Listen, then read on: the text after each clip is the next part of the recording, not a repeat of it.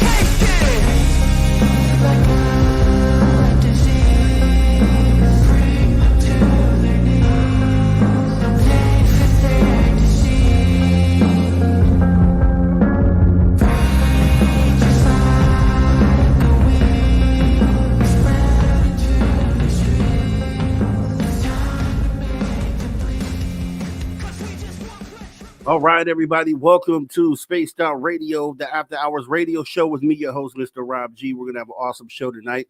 We have Ross Allison and June Nixon joining us tonight. Paranormal investigators, ghost hunters, whatever you want to call it. We're going to be talking about the other side of the realm, right? What entities exist beyond the veil, and also the paranormal realm. We're going to be doing that for hours 1 and 2, and then we'll have Steve Stockton and Drew Banky with the after hour wrap up in hour number 3 action-packed show. Make sure you guys don't go anywhere tonight. It is definitely going down. Let's go ahead and see who came in first this evening. We have Race Fan coming in with the gold. Race Fan gets the gold. Kitty Caddywhack with the silver, and Stargazer with the bronze. Roger Murray dropping some knowledge. November 5th, 1975, alien abduction. Travis Walton inspired the movie Fire in the Sky. November 7th, 1989, first reports of the Belgium Triangle UFO police. Happy. Also, U.S. Election Day is coming up. Thanks, Roger Murray, for dropping that on us. We also got the male WD-40 lubing us up, getting us ready to get into the show. We got Area 51 saying, first, I finally got the first comment. Almost, but you're pretty early, and we appreciate you showing up. Who else do we have here? Just moving down the list here. Who else do we got coming in? Brown Dwarf. Brown Dwarf is here. I do see you, Brown Dwarf. Thanks for coming on in tonight. We appreciate you showing up. Let's see. Ann Joanne. I do see Ann Joanne. Thank you for coming in, Ann Joanne. Also, Stargazer. Appreciate you showing up. T-Bone is here. Thanks for coming, T-Bone. Aloha Dave is here. Miss Catherine Jones, I see you. Woo I Am, thanks for coming in. Let's see. I think we're Robert Redmond Clips channel. Thanks for showing up tonight. Alien Believers, thanks for coming in. Can't wait for the love. We appreciate you showing up. We're going to go ahead and get ready to get this thing started. Joey Glowy, thanks for coming on in. We appreciate you. Matt Fade, I see you out there. We're going to go ahead and get the podcast side of this thing started. Welcome to Spaced Out Radio, the After Hours radio show with me, your host, Mr. Rob G. Tonight we have Ross Allison and June Nixon, paranormal investigators. We're going to be getting into the paranormal realm, what entities exist beyond the veil. There's so many questions. It should be an awesome show, hours 1 and 2. Then we got Steve Stockton and Drew Banky in hour 3 with the After Hours wrap up. We're getting ready to start this radio thing in about 10 seconds. Guys, get ready.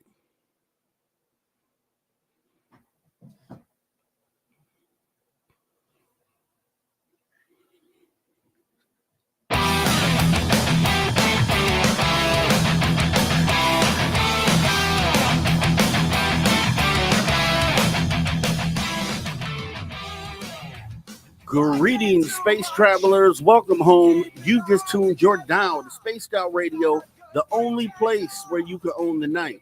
I am your host, Mr. Rob G, and tonight we'll be broadcasting on our terrestrial affiliates across North America and digitally on digital platforms all around the world. Don't forget, you can access our archives for absolutely free. YouTube.com/at Spaced Out Radio. And while you're there, please consider hitting that subscribe button.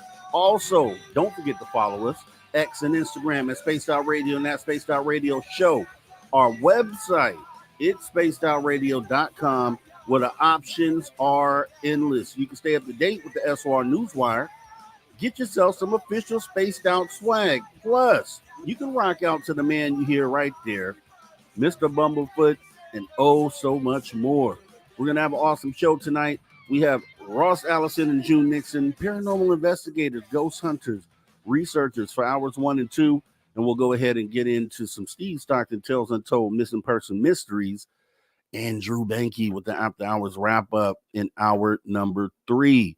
As we go ahead and get ready to jump into the show tonight, we're going to hop right on in and we're going to bring our guests in for the night.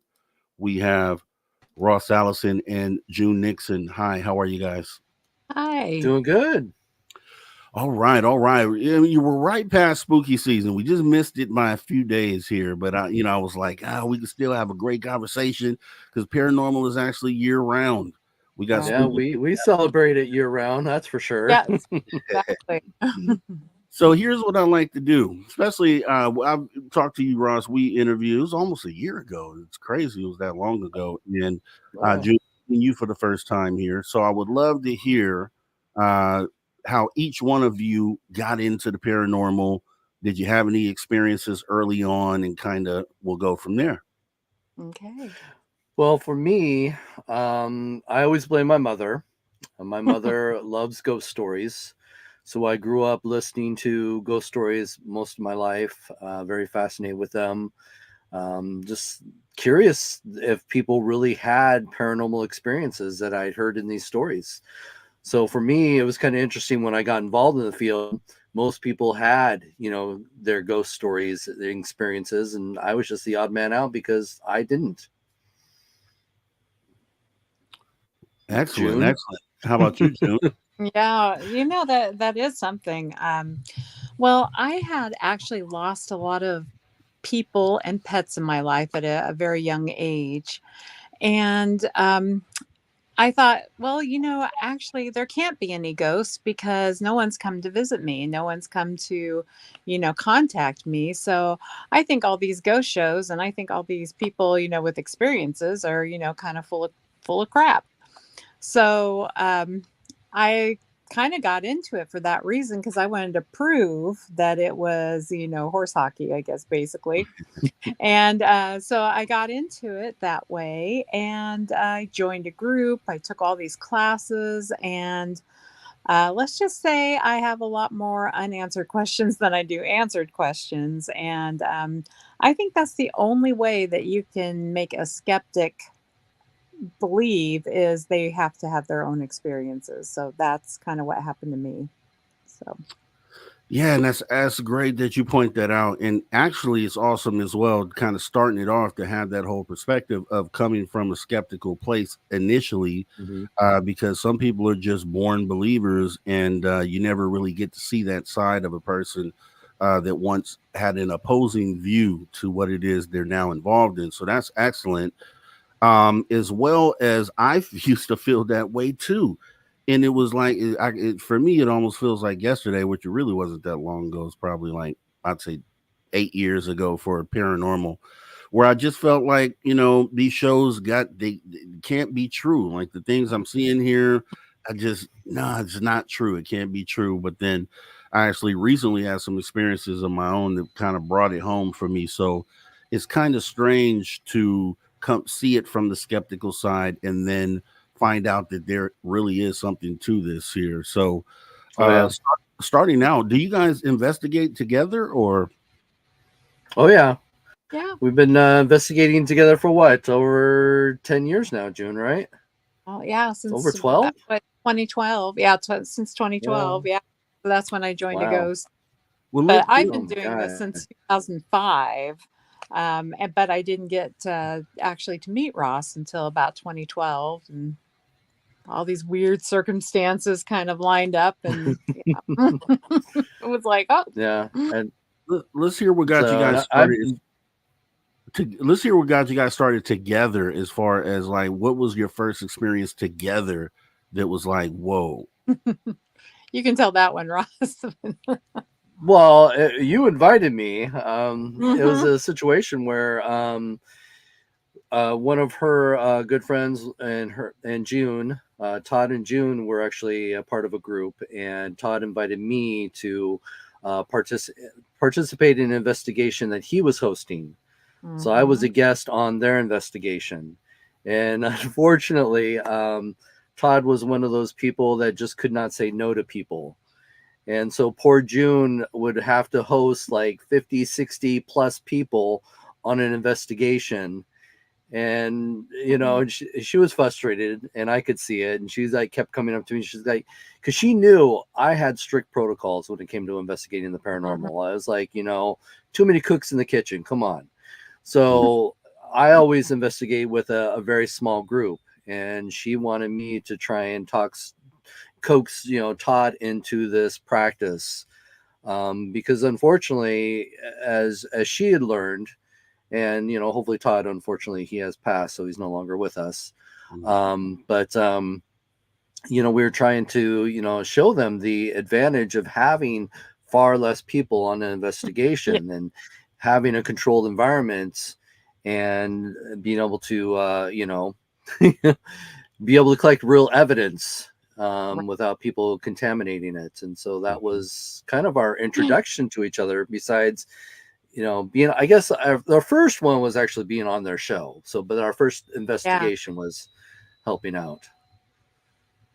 We used to have our own little kind of podcast radio show, Todd and I, and he wanted Ross to come on the show, and I was like, "Oh, do we really want someone local that's on our show? Since we had been getting some bigger names, on our show." And I was like, "Do we really want someone local on our show?" And Todd was like, "Yes, June. He's really good. He knows what he's talking about, and you're really gonna like him." And I was like, "Okay." We'll have him on. So what did you guys end up experiencing like on your first investigation? Like just one that you'll always remember together. Oh wow. How we've done so many. We've had so many. We've had so many weird experiences. What is it? Because we also travel all over the world doing this. So Yeah. I would have Yeah. to say one that really sticks out for me, back in our early years, was we were investigating an abandoned restaurant. It had suffered a major fire, and Oh, it sat yes. abandoned for over Yeah. 10 years. Mhm. Homestead, in West Seattle. The old And homestead. so, yeah, the old Homestead restaurant. It had great stories. In fact, there's actually a video clip that has been featured on Paranormal Caught on Camera on the Travel Channel that was Mm. captured there. And that actually was just both of us up there as well. But one of the earlier investigations that we did there, I do remember we were all downstairs. We were packing up, getting ready to leave for the night. And all of a sudden, we hear somebody walking around upstairs in heavy boots. Yeah. And, Really, and, loud footsteps. Yeah. yeah, and we froze. I told it, we're trying to capture this. Unfortunately, we had already pulled all of our equipment upstairs because, like I said, we were packing to leave. So there was no recorders or videos going on up there. So I just remember that, me and June right behind me trying to sneak upstairs to see if we could figure out what was causing this noise. And as soon as we got upstairs, it completely stopped. Mm-hmm. But you could hear these heavy footsteps. Yeah, it was like almost a full minute of heavy footsteps. And we thought, did, a homeless person sneak upstairs?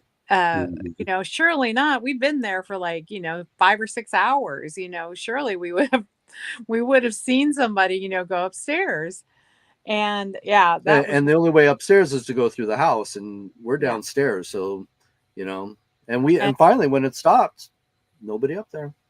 And we looked at each other like, wow. Yeah.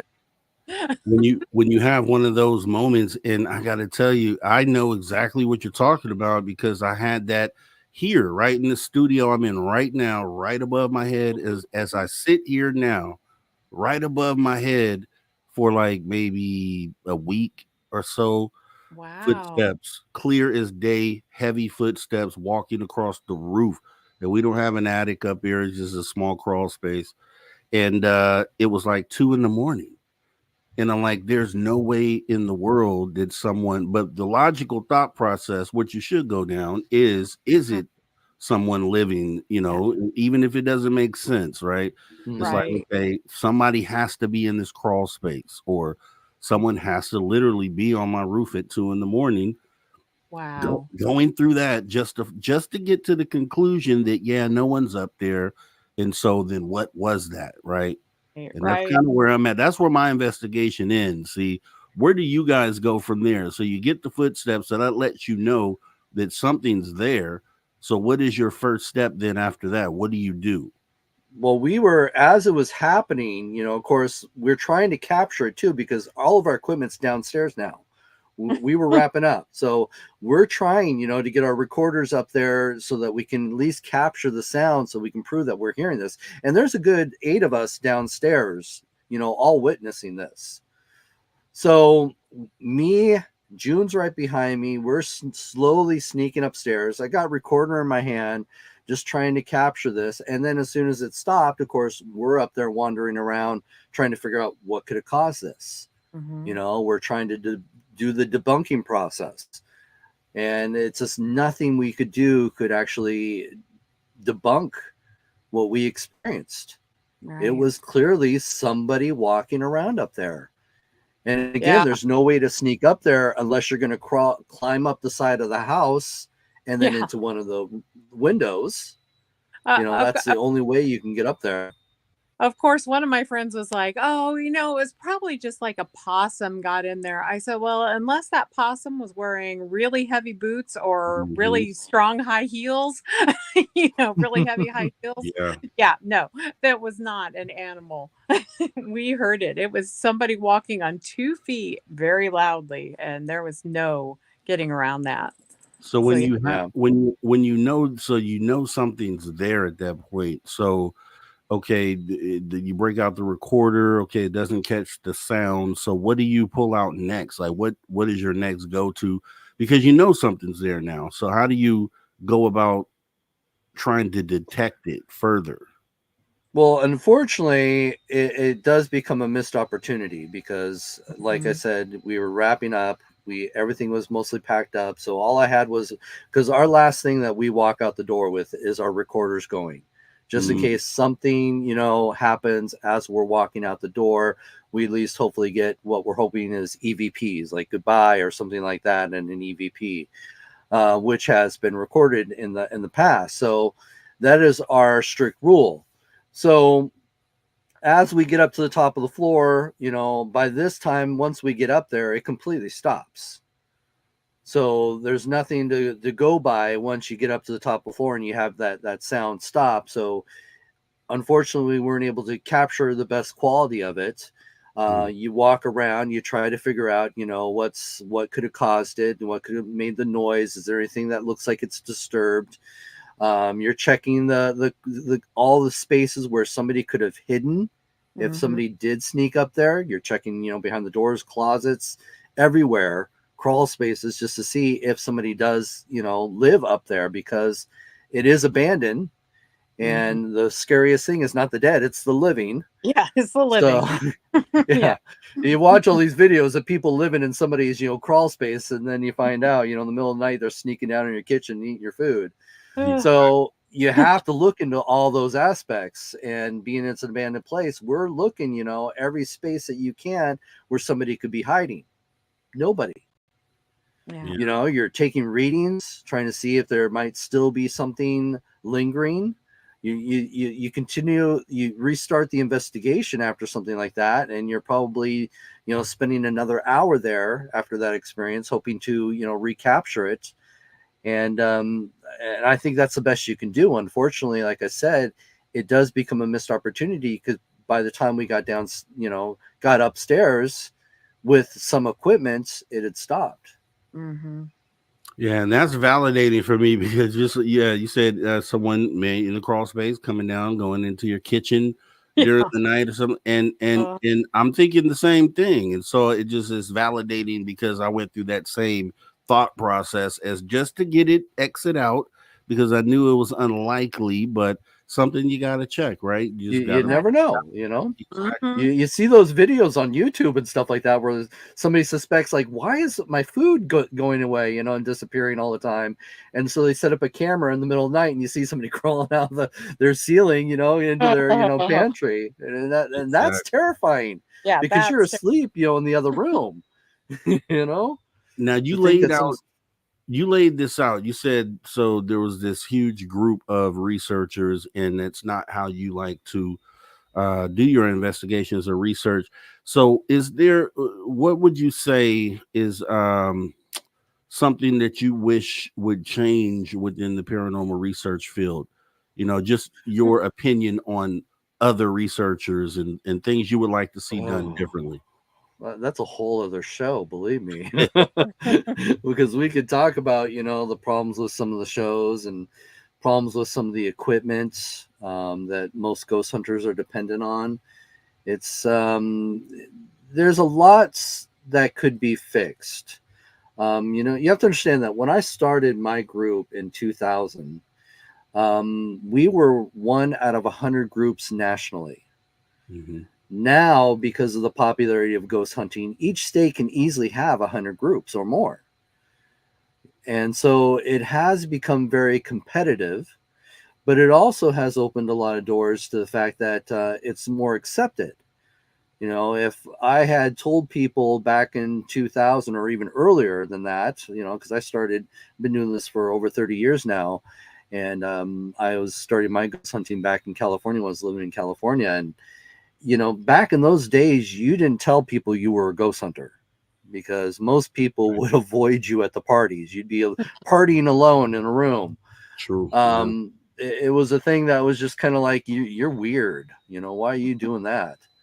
But now, it's very popular, and now you can tell people, you're a ghost hunter, and people just think you're a rock star. So it's completely changed for that aspect. But then, of course, as I was talking, about June's experience, when you have too many cooks in the kitchen, it's the same thing when you have far too many groups. The biggest problem that we have in the paranormal field is there is no strict protocols. Each group is as diverse as the people leading the group. So everybody's got their own way of ghost hunting and their own belief system, and, what they believe to be paranormal and what's not paranormal. And there is not really that much science in the field. So that's another thing that really hurts us is, we want to make all these claims that, this is proof to the paranormal, but there's really not enough to back it up. Just because you get an interesting EMF reading on your EMF detectors does not make that a ghost.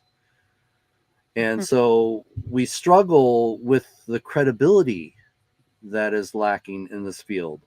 Because again, without some strict protocols that we all follow, Most people are getting their education just by watching the television shows or YouTube channels. And so since they've seen every episode of Ghost Hunters, they're now, professional ghost hunters and can go out and charge, customers, $100 or more to have an investigation.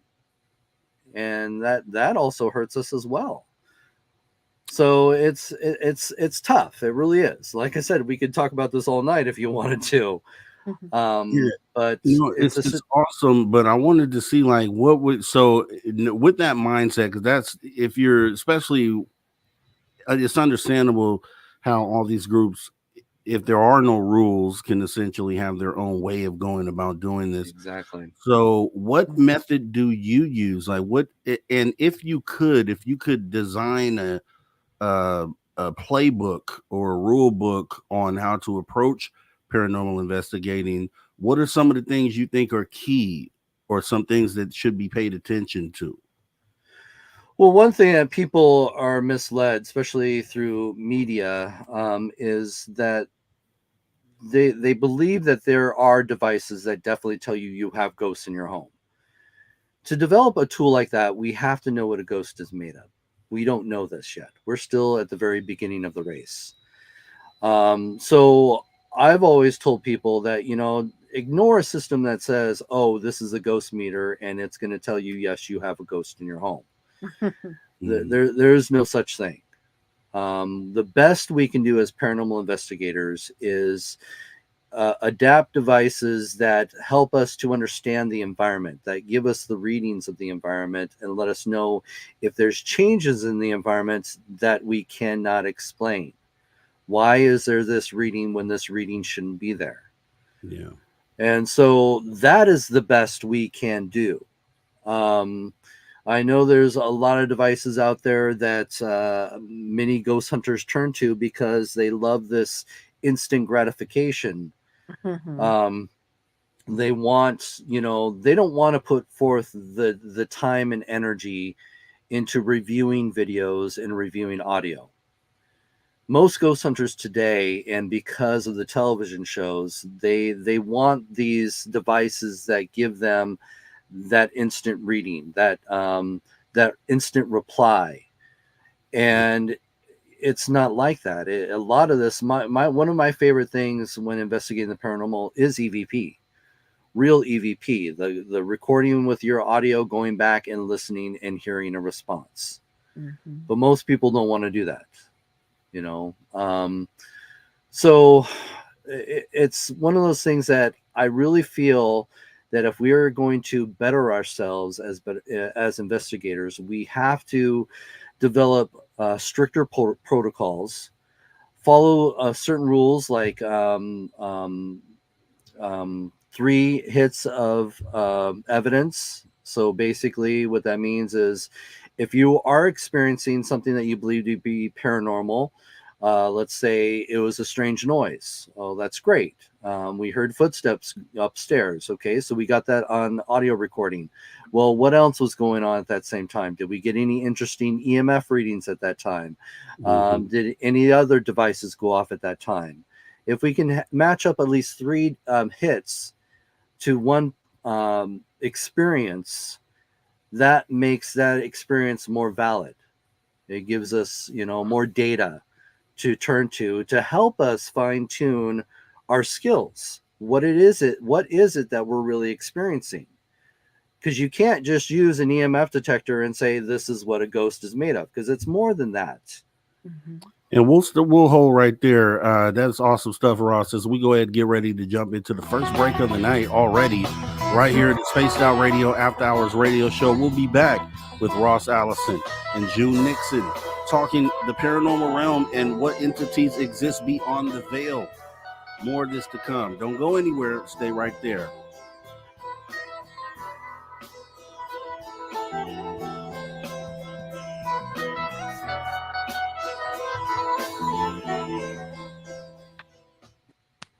All right, we are clear. Great stuff. Great stuff.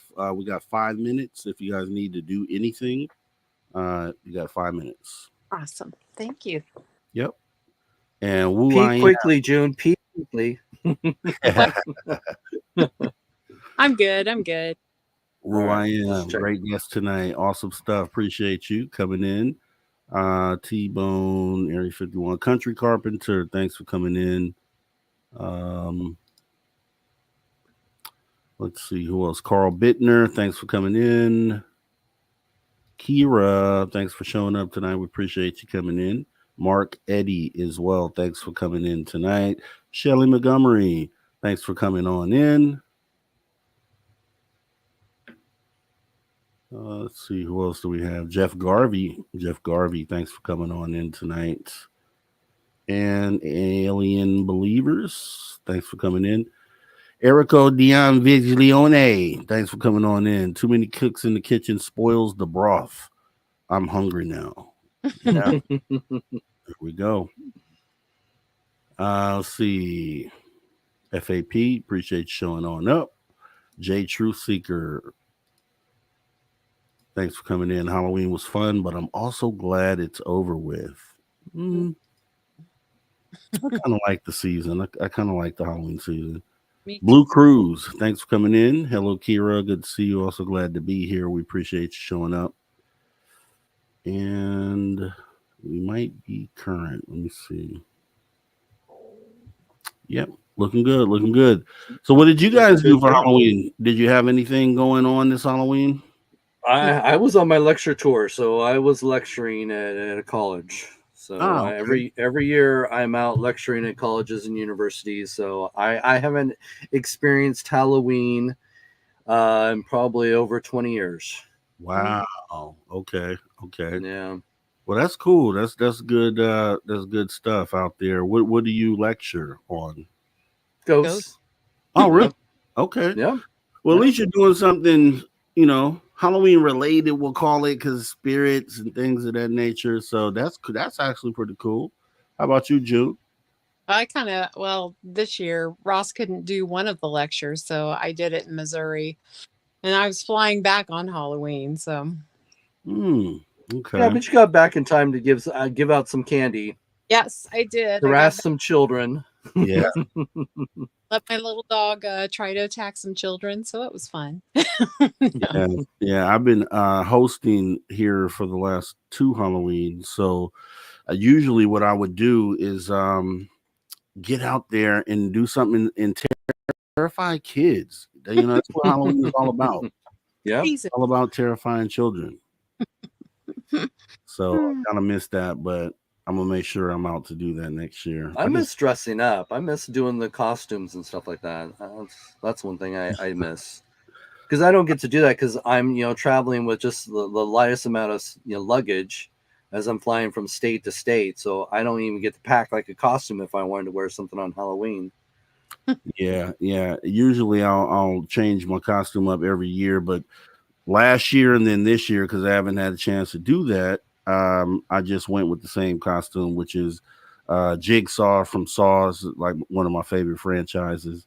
So I did this little skit for the show, and I was like, that's me celebrating Halloween. So there you go. I know, and I don't even get to wear my June mask for Halloween. Yeah. I really, one year, and maybe it'll be next year, I really wanted to go and get those the Hollywood quality costumes, the movie ready costumes. Oh, yeah. I really want to spend some money and do that one year. Go all the way in. Do you know what? I think I You was know gonna say I've rented a costume once. It was a pirate costume, which was really cool. Much better quality than the cheap ones that you buy, like even at Spirit. It was just much nicer quality mask and stuff and all that. I want to go full transformation, full Hollywood style makeup in movie ready. Wow. That's what I want to at least do it one time. So no, it'd be cool, definitely. Yeah. So yeah, I'm gonna do it. It's on my list. Because we got about 30 seconds to go before we're back from radio.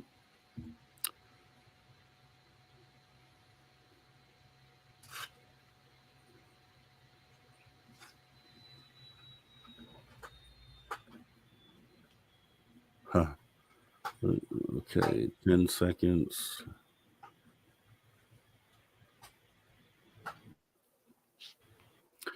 All right, guys, we're coming back. Let's get ready to go. All right, everybody, welcome back to Spaced Out Radio, the After Hours radio show with me, your host, Mr. Rob G. We're coming back into the conversation with Ross Allison and June Nixon, paranormal researchers, paranormal investigators, as we jump down the rabbit hole of the paranormal and the veil.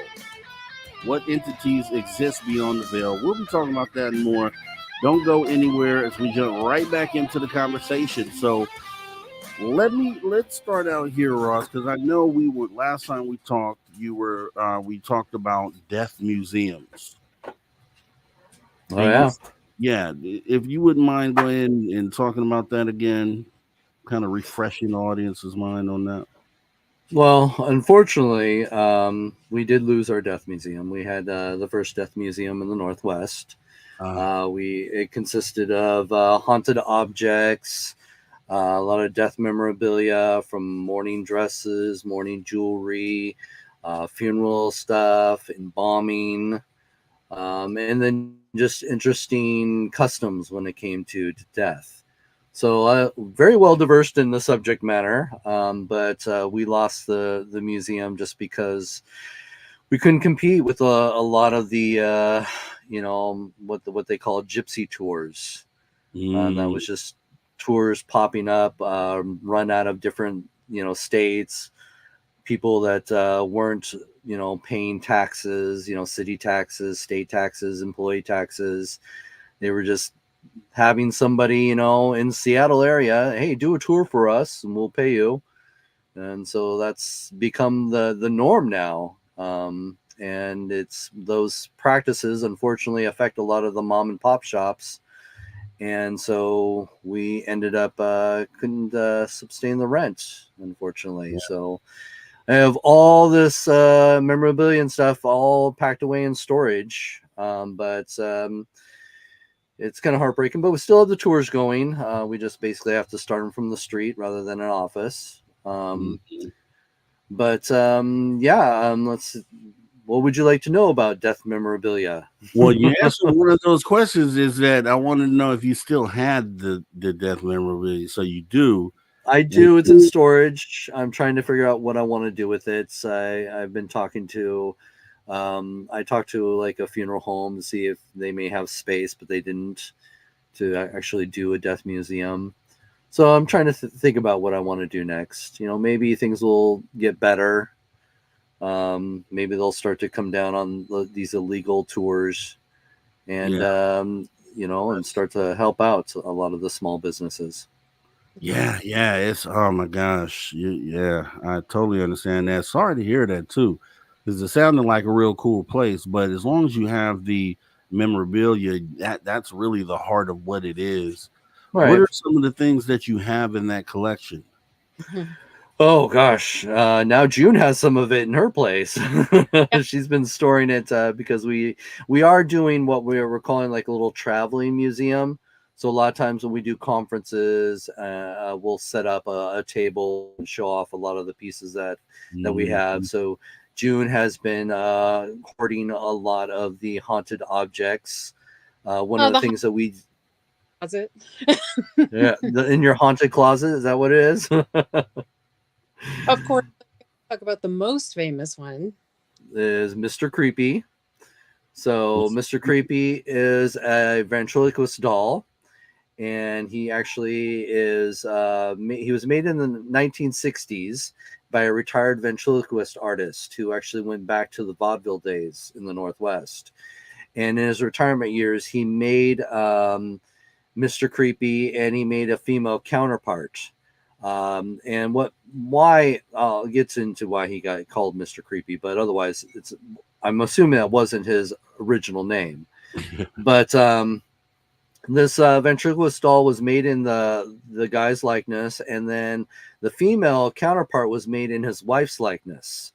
Now, what made them a little odd was they actually used their real hair on the dolls. So after their passing, the dolls were sold as a pair at an estate sale. and a woman who actually deals with antiques, she bought them and she put them on display on a shelf behind her register. And they sat there for years until, unfortunately, they had sold the building that her shop was in, and so she had to pack and move to another location. So she packed up the dolls separately, and she put them in a storage unit. And so when she found her new location, she ended up pulling pieces to stock her store. Well, she found him, but she didn't find the female counterpart. So she went ahead and put him on display in a glass case behind the register. And that's when things got interesting for her. She said right away she started having these weird feelings, like there was somebody constantly watching her, breathing down the back of her neck. She would swear at times that his eyes would move and his head would turn, and he kept moving. One day she even came in and found the glass case wide open. So after she had these experiences, and she's the one that named him Mr. Creepy after all this, she moved him to the back of the store and put him on a bottom shelf so she didn't have to see him every day. So when I went into her store, I was looking for a lot of pieces that I could add to my death museum. So I was looking for a lot of, funeral memorabilia and anything else tied to that. And I tend to ask a lot of these, antique dealers if they have anything that's odd, because if you ever go to antique shopping, you'll find some pretty odd pieces that they get into their collections. And she immediately told me his story. And I was like, oh my God, this is perfect. I would love to have this guy in my museum.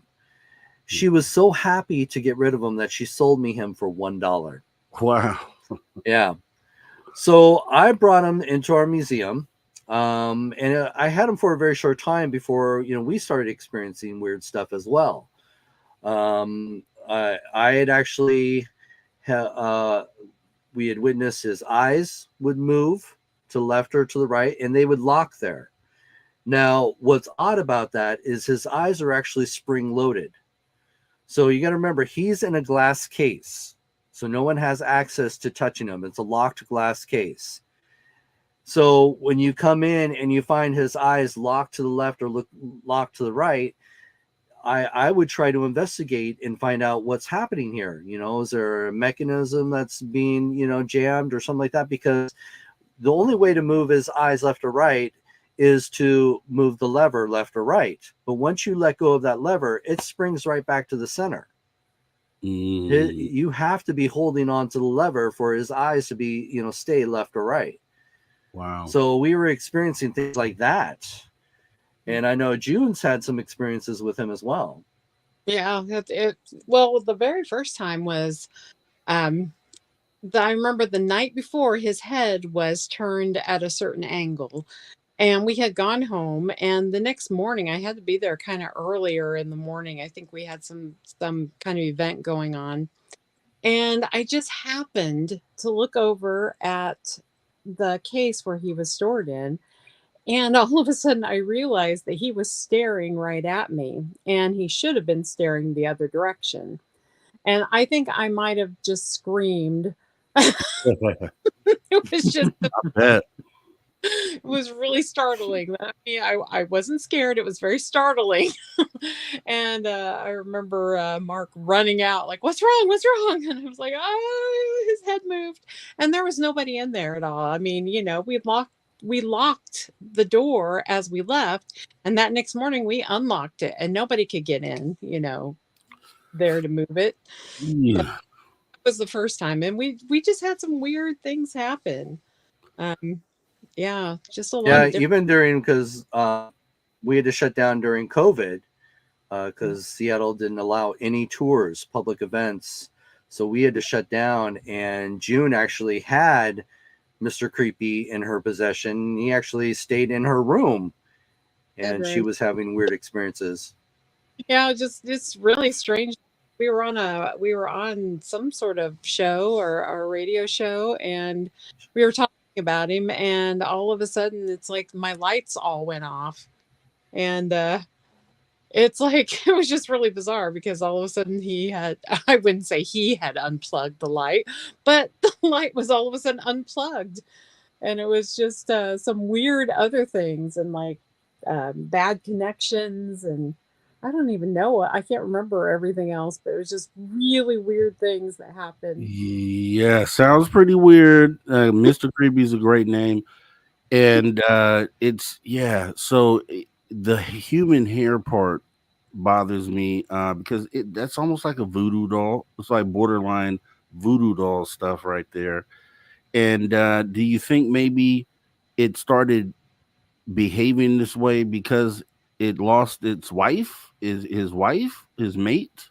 Well, So and that's a great question because I started to do research. I wanted to find out, what's going on and why this doll is so active. Well, like as I said, the previous owner, when she had bought them, she kept them together so that they were sold together. That was the rule. And when she packed them away separately because she didn't want them to get ruined or rubbing up against each other and getting scratched or anything. So she was not able to find the female counterpart. And I think that is what caused a lot of the phenomena we experience today. Is I do believe he is looking for the female counterpart because they hadn't been separated since the day they were created. So I think there might be some sort of haunting as to the creator of the dolls and his wife. Like these were perfect vessels for them in the afterlife. And so to talk about it, and I can run and go get him if you'd like to. Yes. Okay. Yeah, I'll be right back. So the thing is I would love to bring those two souls together. I think that's all it is he's not trying to be creepy. He's just looking around like, where is she? So I've returned to the antique shop many times, just trying to see if she had found her at all. And she says no, she's still in the storage unit. Well, I even offered, I said, I can have me and my team come out and we will help you go through the storage unit. We'll even help you organize it for free. No charge whatsoever. We'll help you organize it, do whatever you need to do. Maybe we might find some other things you were looking for.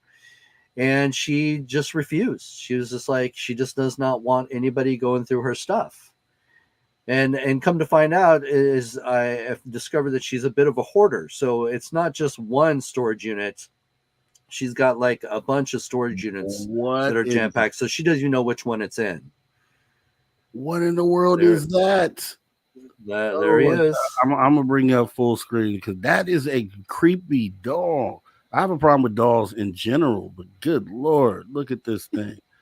Oh no, that's human hair too. Oh my God. Yep. And it's the all human hair. I don't know what kind of hair he used on that, but. And how does his? Are you able to move his eyes? Yeah. Back. Oh no. So there's his eyes. So if she flicks the trigger, you can see that they're spring loaded. And it doesn't stick, but you have to,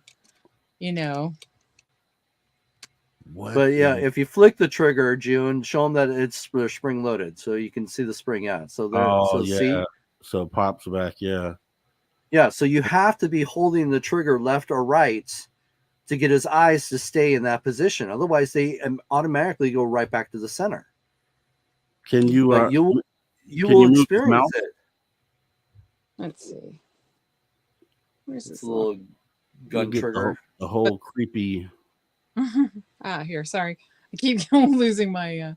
Yeah. Okay. Wow. That is insanely creepy. I guess June is not talented in ventriloquism.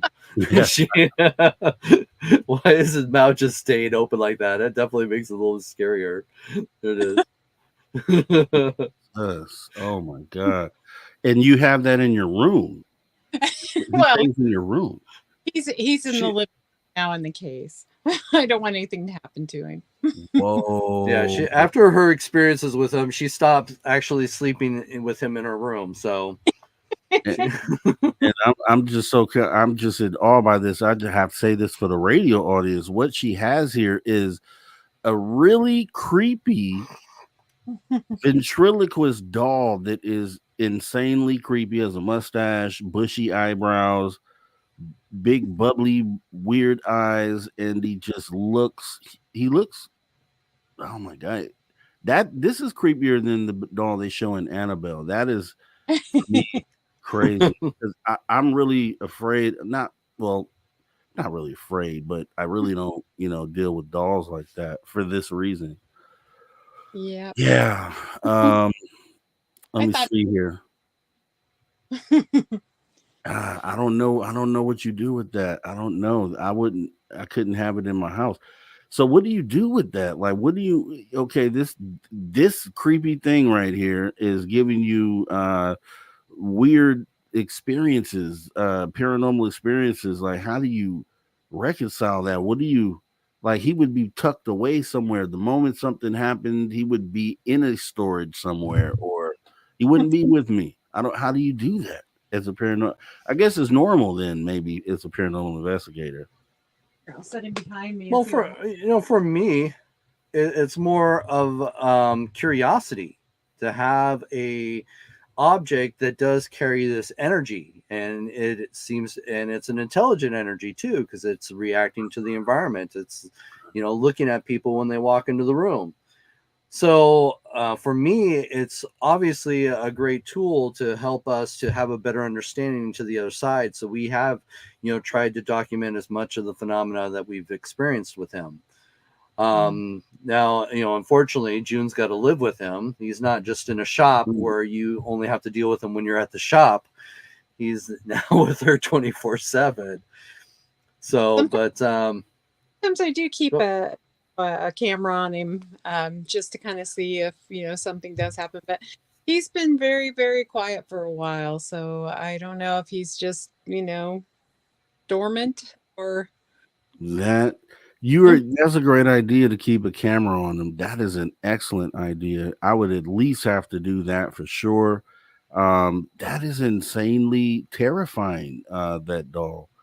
And someone in the audience wanted you to show other doll, but you don't have the other doll. She only has the we would. Mr. yeah, we have not been able to find the female counterpart. I keep searching. I keep visiting the antique dealer to see if she might have found her. I have to give her a card every time I go in. I'm sure she has a huge stack of my cards now, because I just want to make sure she doesn't lose it, knows how to get a hold of me if she ever finds her. But I think that's what the story is. It's just these two souls have been separated, and they're just looking for each other. So Wow. I hope we can bring a closure to that story. Yeah. I hope so too, because yes, I don't know. I'm still in shock at just I didn't anticipate that. That is movie ready, horror movie ready doll right there. That he's ready to take the job for sure. Yes. With that being said, what else do you have in your collection that I don't know how you can top that, but what else do you have in your collection? I don't know. What's one of your favorites, June? We have. Well, let me think. There's just so many different ones that have these incredible stories. Do you We have have the the stuff? Go ahead. Sorry. skeleton hand that belonged to the miner. That was Oh, pretty the cool. skeleton hand. Yes. An actual human skeleton hand? Yep. Oh, That's my a real human skeleton hand. He was a miner killed in an explosion in the mine, and all they found was his hand. It was identified by his wedding ring, and ever since the family held on to his hand because they were hoping more pieces would, be discovered as they, tried to reopen the mine. And they never did find any more pieces or any pieces that could be identified back in those days as belonging to him. So the family just held on to the hand, and they felt that he was still attached to this hand because they would have experiences with his hand around. So that was definitely an interesting story. One of my favorite pieces is the lamb, the stuffed lamb. Do you have that, June? Is that in our collection, our travel collection? It The might be. It lamb? might But be that's in the back. actually, but that actually is one of my favorite pieces. It was just recently donated to the museum before we had closed. It's actually featured in my book, Haunted Toys, part of the Haunted series that me and David Weatherly had written. And this was a stuffed lamb that belonged to a little girl of 8 years old. And it was one of her toys that had to be with her 24/7. She was one of those kids that was just obsessed with this toy. I mean, she even bathed with this toy. And one day they were crossing the road when she was struck by a car. And her and the lamb went separate ways. And unfortunately, she later died in the hospital. And so the mother, wanting her daughter to be buried with her treasured toy, went back to the scene of the crime and walked up and down the road trying to find that lamb because she wanted her daughter to have her toy. And she couldn't find it anywhere. So she went on with the funeral. And the day she got home from the funeral, to her surprise, on the front porch was that lamb. Now, she doesn't know how it got there. She says no one left a note. No one reached out to her to say, oh, I found the lamb. I left it on your porch. Nothing. No one made any claims to it. But she was still excited, to have this toy that her daughter cherished. So she brought it into the house and she put it on her daughter's bed. She said the very next day when she got up, the lamb was sitting in front of the television where her daughter would always sit to watch her favorite shows. And almost on a daily basis, she would wake up and find this lamb in different places in the house. It would sit at her place at the table where she always ate her meals. It would sit in her favorite places where she would, play with her toys. So realizing that this was her daughter, and in fact, this was a woman who never, believed in ghosts or never even gave ghosts a thought. She didn't even know what to do or how to respond to any of this. She reached out to a local ghost hunter. And they decided to try for what they call EVP. Now, if you're not familiar with EVP, these are the voices that appear on our recorders that are not supposed to be there. And they're only heard in playback. So they set the lamb on a table. They set the recorder on the table next to it. And they start asking questions. Well, after they finished the EVP session, they played back the recording. And to their surprise, they claimed that they captured the little girl crying. Well, her mother, after having this experience and hearing her daughter cry for the first time after her death, she couldn't sleep that night. She just tossed and turned. So she got up in the middle of the night and she went into her daughter's room and she laid on her daughter's bed. Okay, and Ross, we got a minute left, just so you know. To wrap it up, okay. We got a minute left. So she basically wakes up to a sound. She sees her daughter standing in the doorway, and she was like, "Oh my God!" And she just froze until her daughter just faded away in front of her eyes. And she never had an experience ever since then. The lamb never moved, or she never saw her daughter again. She believes that why she was crying is because she was saying goodbye.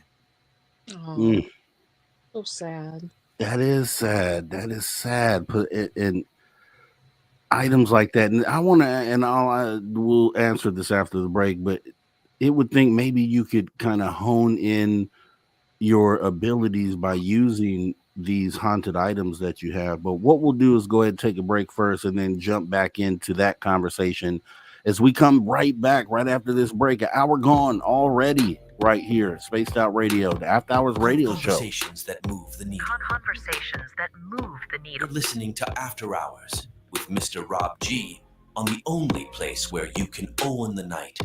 Spaced Out Radio. Spaced Out Radio. You've tuned your dial to the right frequency.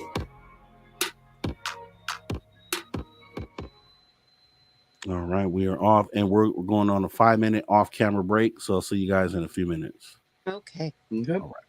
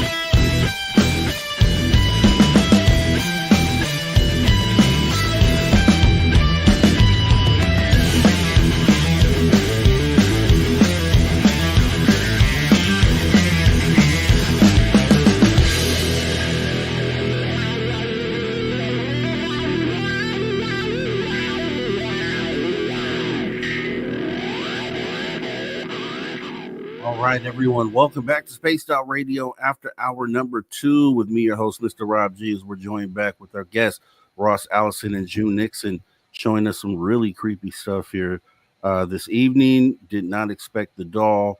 As we get ready to come back from radio break here in about 20 seconds. So, guys, any questions that you may have, definitely get those in the chat, and we'll ask those at the end of the hour. So we got about 10 seconds left.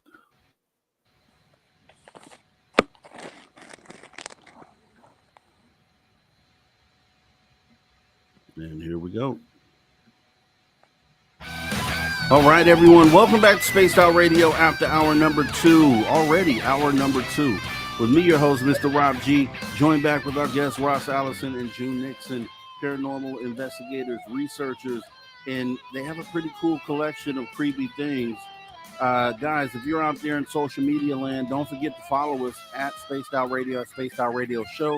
We'd appreciate that follow as we get back into the conversation here. So we were kind of ending off there, and I guess this goes into a question that I actually have, which you kind of answered there, which is, does it appear that ghosts can attach themselves to material items? And it sounds like yes. So yes.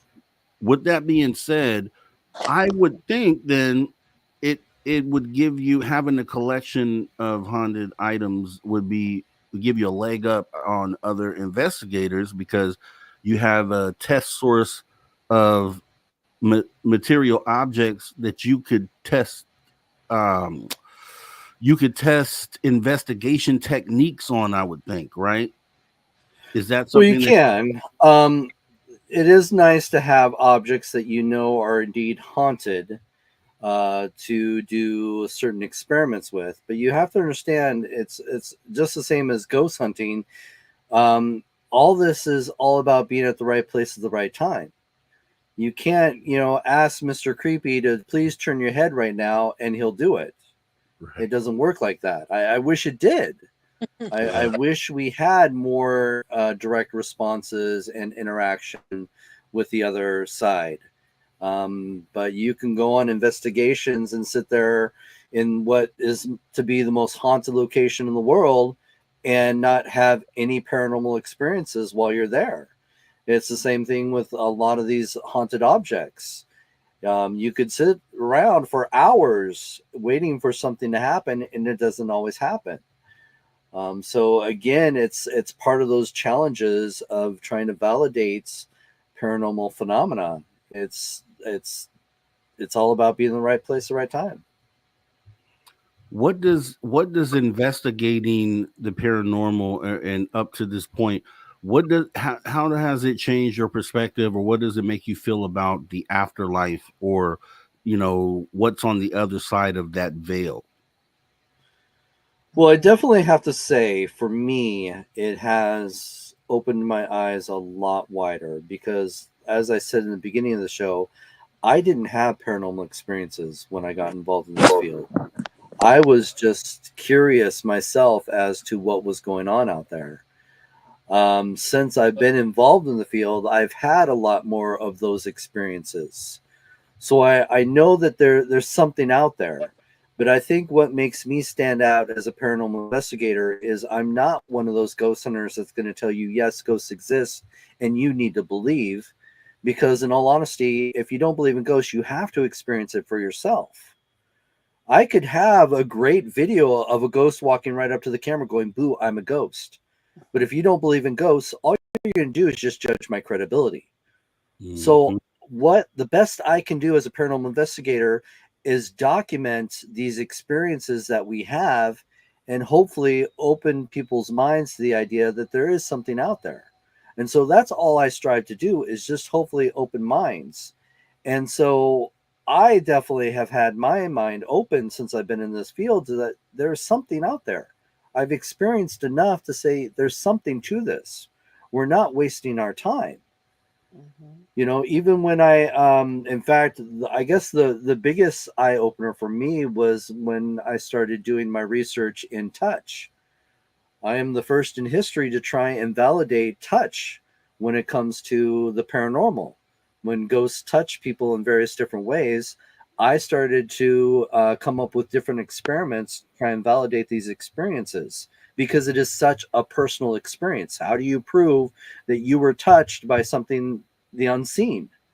You know, such a personal experience for individuals. So I teamed up with scientists to try and validate these experiences. And when we filmed our documentary Parasense, The Naked Experiments, um, we actually got some amazing results by applying science to the field, developing equipment and monitoring these experiences that people were having as they sat naked alone in a haunted room where physical phenomena had been reported. And when we actually, for the first time, documented a scratch from the beginning, as we, looked over the subject, this is all on camera. We looked them over, didn't have any scratches on them, and then come back after the experiment and they're bleeding. There's, bloody scratches on them, and there's a camera on them the whole time. They just sit there perfectly still as we're documenting this. And I was just like, it brought me to tears, because it was like, oh my God, this really did happen. And I've had experiences where, oh, did I get scratched by something? I don't know. I can't recall, how it could have happened, but I start to second guess. Or I've seen people where they're like, oh my God, a scratch appeared. I don't know what happened. And it's just like, okay, well, I have to take your word for it. But to actually experience it for myself from beginning to end was just like, holy crap, this really does happen. So for me, that was one of the big moments throughout my career. Yeah, and I'd like to get into that as well. But first, June, what what has changed your outlook on the afterlife, or has it changed since you've started researching, investigating the paranormal, now knowing things are on the other side? How does it change your outlook on the afterlife, or what do you think's on the other side of that veil? Well, I mean, I'm definitely a lot more open-minded about it now. You, it's it's still, I mean, I know that there's something out there. I know that, but of course, I don't know exactly what it is. Um, I mean, and also too, you hear these people that say, I know exactly what's going to happen, after I die and everything. It's like, well, I'm, good for you. That's awesome. But, I just, I know there is something, but I just don't know, what it Well, I is. think a good experience for you, June, was after your mother had passed, you had that situation with the smell. Yeah, that was really weird. Um, I have to say that it was was it a year after she passed, or I think, something? But yeah, it was around the anniversary, because I even told you yeah, you need to do some recordings. yeah, it was just like all of a sudden I just smelled this perfume smell, and it was really, really strong. And I was, kind of feeling a little down, everything. I always get a little down when it's kind of the anniversary of my mom's death. And all of a sudden, I just got this really strong perfume smell. And it just hit me that that was my mom's perfume. And, and Ross was saying, well, maybe the, people upstairs are starting, using a really perfume scented um, fabric softener or something like that. And I was like, no, I know that perfume smell. And so it was really interesting. And a few other things happened. I think that oh, I can't remember all the things that happened, but I thought I saw some movement out of the corner of my eye, like a shadow. And then the perfume smell. But the strange thing about that smell is it just hit me really fast and then completely disappeared that quickly. And I was like, wow, Mm. I really know I really know what I smelled. And I haven't smelled it since or anything. But, I think, I do think that that was her, coming to visit and just kind of saying that everything's going to be okay. So it was really, really cool, and Yeah. keep the camera on me all night, and I did try to do an EVP session because that's what happens when you're a paranormal investigator. You're like, come on here, can you talk to me? Unfortunately, I didn't hear anything, or I didn't, get anything, but I do think that was just a little high, like, hi, I'm still here. You're Yeah, okay. and Things will be okay. that's cool because it's an example of obviously something being on the other side. In the next realm is only way I could really describe it is that other place where you go, like when in near death experiences, or where we see apparitions appear. And like my own experience with the shadow person, which I got on film, insane, but it just made me know that there is that realm right there, right next to us. And one of the things that I wondered, because you talk to mediums that will say that some of these spirits are connected to things here in our what we know as real life, or what we call real life, and they're attached to objects or buildings and or people, and they don't want to let go and go to the other place, wherever that is they go to. So I was wondering, like, what is your perspective on that? Because it I thought about it, and the scenario that I came up with, or the analogy, was like, maybe it's like if you're taking a boat out into the ocean, right? The ocean is vast and scary, big, open, wide, scary place, but you feel more comfortable staying close to shore, right? And it's because it's what you know, and it's safety, and Right. it's maybe that's kind of what they're doing, and they're afraid to go out there into that vastness. What do you think about Well, that? I think so. I've often thought that myself too. As we talked about, the attachment to a person, place, or thing. I think in some cases, when some of these spirits realize that they have passed on, maybe they judge themselves and they realize, well, maybe I wasn't a good enough person to go to what I believe is my heaven. And so I feel safe to staying here where I won't be judged for my sins. Right. Yeah. I think there's that. But then there is that personality, and some people may experience this for themselves, where we just don't know how to let go. Yeah. Some people hold on to toys that they had when they were kids because they don't know how to let go. They need these things. They need to reflect on their past, or they don't know how to let go of their past.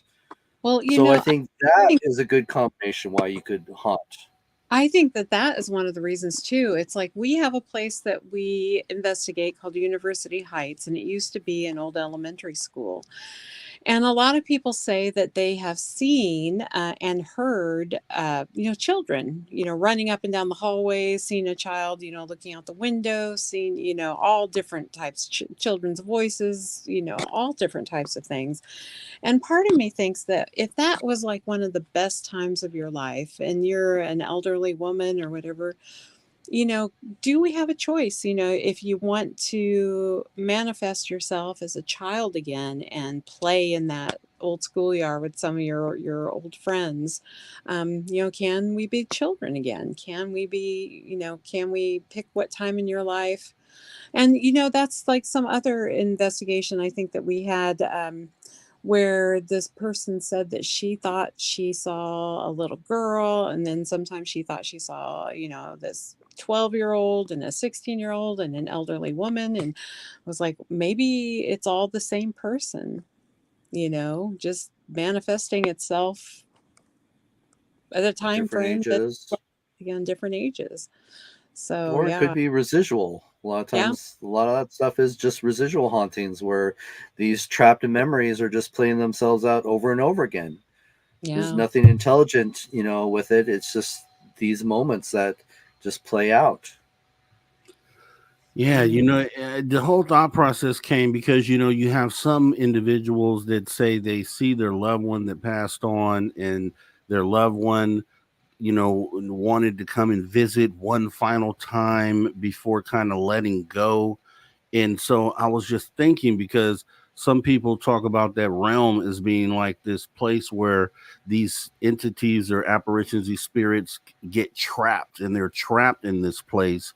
But and I'm like, okay, that maybe, we don't know enough about it to say, but it was like, but being human, then you have those things and those feelings like you guys both described here, where it's just familiarity and kind of like not really wanting to let go of the fact that you are on that other side. And it's like, I'd rather stay closer to what I know instead of going to embrace the unknown or what it is that comes afterwards.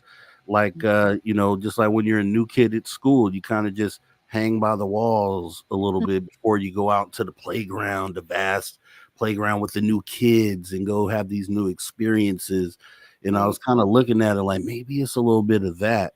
Or maybe it's even, I was going to say, maybe it's even a little bit of that. I'm sure we're all curious, like when our time comes, how will people respond? How will people go on? Did you affect their life in any way? Yeah. Maybe that curiosity may keep you behind as well. True. Yeah. So I like that. She better be crying every single day, or he better be. I'm going to go to Rob's house, and he better be sobbing in his pillow. Yes, every day, June. I do that while you're still alive. Yes. You're like, why?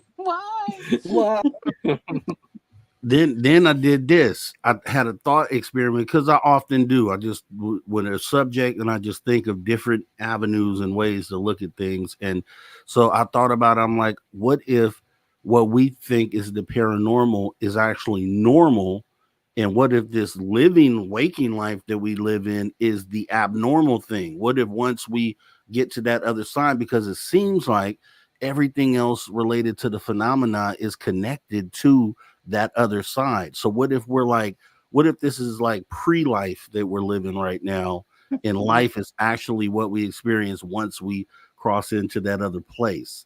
This was just a thought experiment. We could go on forever when it comes to things like that. We don't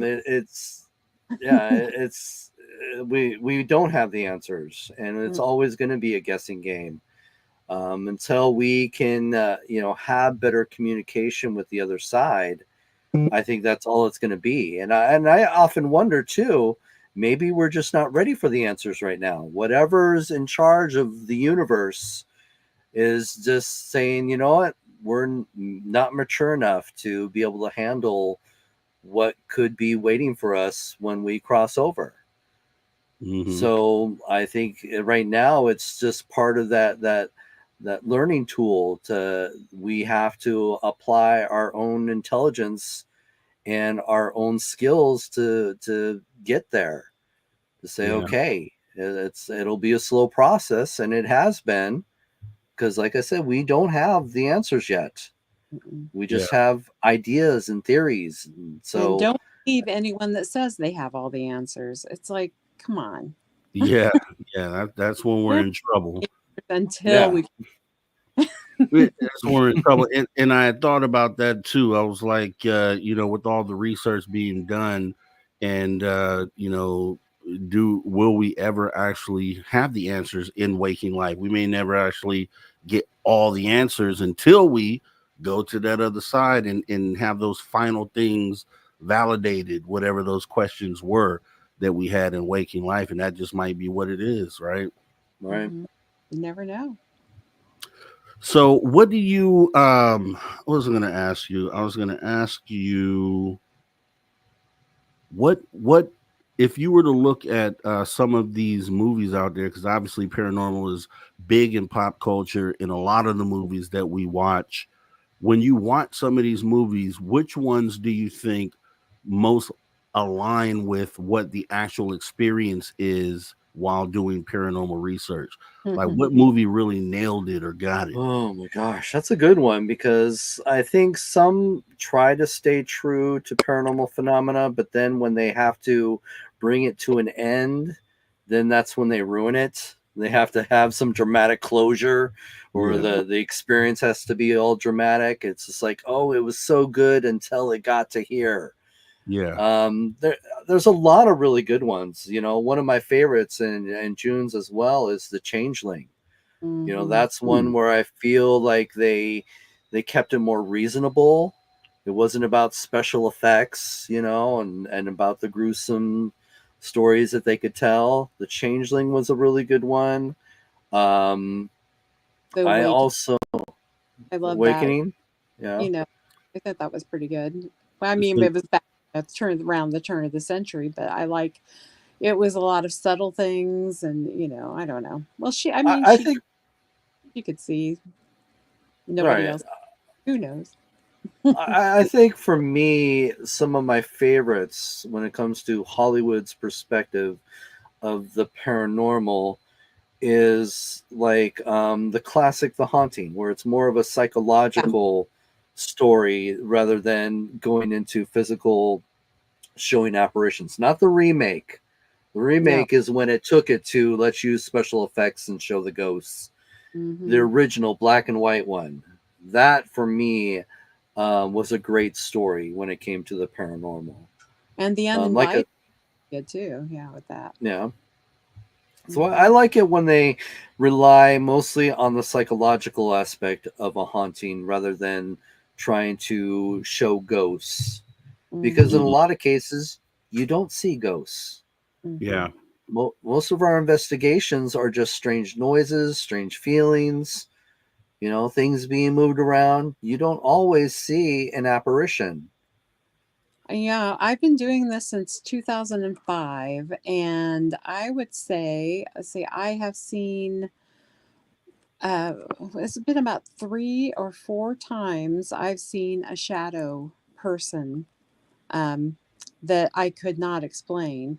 And the rest of the times it's been, noises, voices, EVPs, but I have never seen a full-bodied apparition. But and I'm right there with June. I've been doing this longer than she has, and I have yet to see what most people describe as an apparition, where I could identify a sex, their clothing, or anything like that. The closest I've come to is seeing a dark mass or a shadow figure. So that's the closest I've come to what would be an apparition. Right. And so you talked about, with those movies, if I feel like you felt like those movies more captured the essence or the feeling of what you experienced, which movie would you say though, because you have ones where they depict researchers or investigators in the film and they use certain equipment or they do certain, so which one research wise would you say is more accurate with what you guys do in the field? Are we talking about documentary or are we talking still Hollywood? Could be so that's the problem is some of these, and I hate to ruin it for some individuals, is some of these advertise themselves as documentaries and then you find out that it was all fake. Like the Blackwell Ghost. The Blackwell Ghost is a famous one. Where he even promoted it as this is a documentary, this is my research. And then come to find out it was all faked. So you find a lot of those. And sometimes me and June will sit down and we'll watch some of these shows together. We'll hang out for the weekend and watch a lot of the ghost shows. And sometimes you're wondering, is this supposed to be a documentary? Or is this supposed to be, because they'll play themselves out that way. It's like, oh, here's a team going out to investigate this haunted place. And then all this paranormal stuff happens. You're like, so wow. it becomes a guessing game as to which is real and which is fake. Well, and most of it's, and if they do say it's real, it's like, come on. Believe me, I wish a lot of the stuff like Ghostbusters, I wish we had that equipment. I would love it. You must be reading my mind because I had a Ghostbuster question for you, and I'm going to ask it right after this break. And also, I'm going to ask a controversial question for some, because some out there think that this particular series was real. I just want to know how you guys feel about it. But we're going to go ahead and jump into another break, our last break of the night right now, guys. So you guys don't go anywhere as we get ready to line up your questions and get to asking those next as well. Don't go anywhere right here on Spaced Out Radio.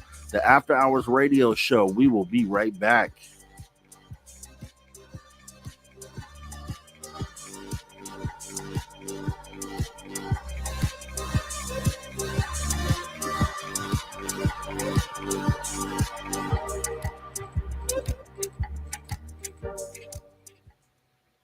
All right, we are clear. Another 5-minute break. So if you have anything you need to do, this is it. You holding up, June? Yeah, I'm holding up. This will be our last half hour. And yeah, it's why, because I was saving the Ghostbuster one. I'm glad you kind of went into that because yeah, I definitely want to ask about that and in this show. And this show that some people I know they really like it, but I watched it, and maybe it's just because I'm naive to some of the practices. Maybe they're doing everything by the book, and maybe it's authentic, and I would love to know that. But then maybe it's like, nah, it's some BS, and I would like to know that too, because I am one that feels like, especially in this field that we're all in, this phenomena field, that if there are fraudsters out there, or if there are people that are disingenuous, that those people should be called out, because they in turn make everyone else not look so great, right? They kind of muddy the waters for what is really some really good research is going on, or people that are really invested into finding out answers and getting us to the truth. So and you brought up a very good point, because that's the biggest problem we have in this field, is because it is so easy to manipulate the audience with editing equipment that you have on your phone nowadays.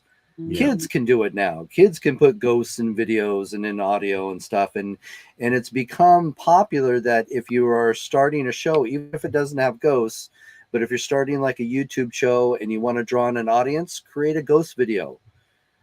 Say, oh, I was just doing some woodwork, and the cabinet doors opened up behind me. Oh my God, it's a ghost. It draws in an audience, and there you go. You got a bunch of subscribers.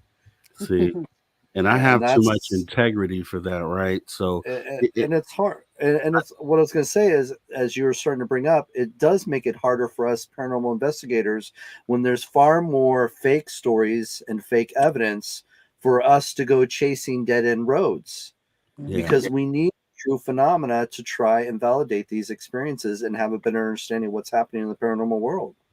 Yeah, and it's just so easy for people like that to camouflage or hide within the field, because we are dealing with the unknown. We're dealing with things we don't have all the answers to. So it's very easy, just like you said, for someone to come in and make a fake video in order to get eyes, and then kind of, the audience doesn't know the difference. They just know that they're dealing with the unknown, and I think I just don't like it. Like I said, I have integrity, too much integrity that wouldn't allow me to do that. I know I could easily make something fake real quick and be like, hey, look at this thing. I could probably be bigger in the paranormal field if I'd make up a bunch of shit. You know, I've been cut from television shows because I wouldn't make up stuff. Yeah. They wanted me to make up ghost stories, make it scarier, and I refused. And they cut me from the show, which is fine. Yeah. I've worked too hard to build my credibility to have one show ruin it for me. Yeah. Right. Yeah, that's why whenever someone, as long as you aren't, being too vicious, but I can appreciate pointing out those that might not be authentic, or, because you need to know. Audience needs to know. Don't waste your time on that. Wait, because they could be watching Ross and June doing real research instead, right? So kind of focus on the people who are really doing it and doing it for the right reasons. Right. So yeah. So we'll be calling out. Well, I'll be bringing up the show, and we'll see what your opinion is on it. But Rue Riders, I'm curious now. Yeah, now hopefully you know what it is. I think you should. It's on YouTube, and it's just someone told me to watch it. They were just like, "Oh man, you got to see this." And then I watched it, and I'm coming open-minded, and I'm like, okay, I really want to see what this is about. And there were just things that it just didn't feel right. Like you get that gut feeling like, yeah, something's up here, but maybe it's just because my naivety where I just don't understand what it is they're doing. And they could be doing everything right. And it could be like, yo, no, yeah, that's authentic. And I'm like, okay, well, it's just one of those need to know sort of moments for me.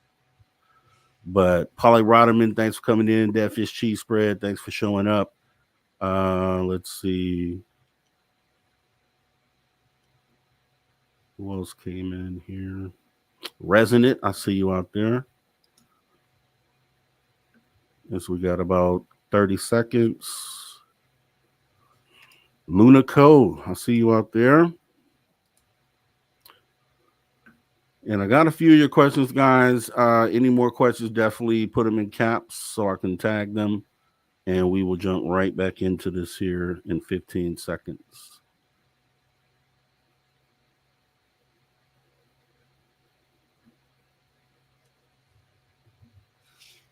All right, here we go.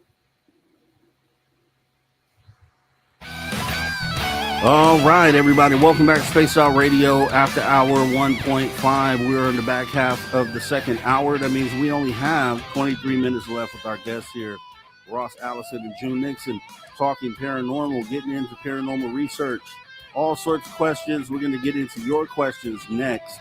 So you guys sit back, don't go anywhere as we jump right back into the conversation. And we're going to do it like this. So, not to downplay paranormal research or anything, but I did have, you were talking about Ghostbusters right before the break. And I wanted to know, looking at what part of what they do lines up with actual paranormal research, or is there anything? Because they have different little equipment that they use. Is anything that they use, anything about what they use or their approach, does it line up with anything that you actually do in the field? Oh my gosh. I'd have to say, unfortunately, no. It is a lot of, I'm thinking of the equipment like ghost traps. Oh gosh, I wish, and proton packs, even the PK meter, which would have been cool to have in the field. Again, to develop tools like that, we have to have a better understanding of the paranormal. We have to understand what triggers, what readings are we actually looking for. We don't have that information yet. Yeah. So to be able to capture a ghost, you have to know what a ghost is made of, what you need to contain that matter or whatever it is that a ghost is made of. So I wish, I really do, because I'm a fan of Ghostbusters. I love the shows. I'm glad it's made a comeback. So yeah, it's a fun show, but it's again mostly fantasy. So it sounds like Ghostbuster tech is a place to get to. You want to get to that sort of tech at some point. That would be amazing. I like that. Okay. And another thing before we jump into these questions, you're talking during the break and before as well about, just this field that we're in. And, some people are in it for not the right reasons and they're not actually conducting actual research. And for the person that doesn't really know better, they won't be able to tell because we're dealing with the unknown here. So it can be, paraded as actual work. But if you talk to an investigator like yourself, you may look at that and have a different perspective and say, no, that's not actually what we do. That's a bunch of BS. And so I'm one that doesn't have a problem with pointing those sort of people out in the field. And I just had a question about there was a show. We should just have a show just on that, I tell you. we can make it happen. Believe me, we can make it happen. There's a show that someone told me to watch, and I watched it. And, I just want to know if you've seen it, and then if you, based on your knowledge within this field, if you feel like what they're doing is authentic or maybe not so much. That would be a show called Hellier. Have you seen Hellier? Yeah. I haven't. This is what they're a couple, and Yeah. it's I think Dana Newkirk. They're the Newkirks, right? You're familiar, June? Oh, I know of the It's Newkirks, let's yes. just say it's entertaining. It's very entertaining and it's very dramatic. It is. It was kind of a guilty pleasure for me because I thought I was just going to watch it, and I thought they did a really good job, hooking you to want to see what happens next. I didn't really believe any of it at Mhm. all, Okay. at all. Honestly, but it was very entertaining, and I liked some of the drama that they put in there. It was kind of fun, Okay. but yeah, So that's the married couple, right? yeah, Yes. that's Newkirk, for the yes. ones that So they started off Greg first. and Dana Newkirk. Yeah. Yeah, they started off first as debunk or not debunking, but making the fun. skeptics, yes, Yeah, they were hardcore skeptics. They had a channel out there. They were trashing everybody in the paranormal field. They trashed, a lot of the big names at the time, saying they were just a bunch of fakes. So they have this history of trashing everybody in the paranormal field, and then all of a sudden hmm they deleted all that stuff, got rid of all the chats and stuff, and everything of them trashing everybody in the paranormal field, and came back as experts in the paranormal field. Mm. hmm Okay. So obviously they weren't making the getting the attention as skeptics. They came back as paranormal experts, and now they're getting all this attention. That is awesome. I appreciate your candor in answering that question, because the reason why I asked is because it was being promoted to me so hardcore by someone in the field, and I took the time to sit down and watch it, and I agree with June. It had some really riveting, hmm suspenseful moments that kept you to watch the next episode. And by the end of the first season, I was like, nah, not watching the second one Yeah. because of what just happened, what I just witnessed happen here. And I just had this gut feeling that maybe there was Yeah. something up behind that, but I didn't know that story, Ross. That's interesting Yeah. that there was a whole Yeah, if skeptic you do side. some research, it's a little hard. They did a pretty good job deleting, but a few people found it and published a lot of their trash talk about the paranormal field. So it is out there, unless they've gone through and got rid of some of that stuff again. But yeah, that I was forewarned when I came into the field through some people in the field and said, "Watch out for these guys. If you as you start to get bigger, they're gonna start trashing you." And Mm, I never had that issue because by that time they turned around and came back as paranormal experts. yikes. Okay, nice. So It's on record. yeah, If that's on record, hey, and that's just, I mean, you're a researcher, you do this, you're out there, and you can look at this and judge if it's authentic or not based on the knowledge that you have, and which is why I leaned on you guys to go ahead and get your perspective. So that is awesome, and I'm all for it any time of the day. So that's great. So with that being said, now that I have that satisfied, let me go ahead and jump into some of these questions. T-Bone wanted to know, in your collection, do you have any shrunken heads? I don't. There to get stuff, authentic ones, not the ones that are made out of goat skin. There's a lot of fake ones out there. Um, but to get stuff like that that's authentic, even getting a full skeleton. I have a real human skeleton. Besides just a skeleton hand, I own a real human skeleton. Things like that cost thousands and thousands of dollars. And I Wow. just don't have the extra funds, especially when it is more authentic, especially when it comes with like human skeletons. And also too, a lot of people aren't aware of this, but there are strict laws depending on the state you live in to obtain human tissue. So it's okay to own bones, but if there's human tissue on the bones, there is laws that you have to go by. So that's one of the things you have to be aware of if you're going to own human remains. Is there a reason, like one you can point to for that? I think a lot of it has to do with the fact that sometimes, I don't know, you could kill people and have their remains on display and say, "Oh yeah, this is just part of my collection." I don't know Yeah. the full laws, but I do remember that was brought to my attention when I was looking to obtain a few pieces. Wow. That was something I had to look into. Okay. Polly Rotterman is asking you, have you ever heard about a giant spider species in another planet related to my experience? If you do, what is their goal with humans? That I don't know. I apologize. My main focus is just ghosts and a little dabble in psychic research. I am fascinated with other species, other planets.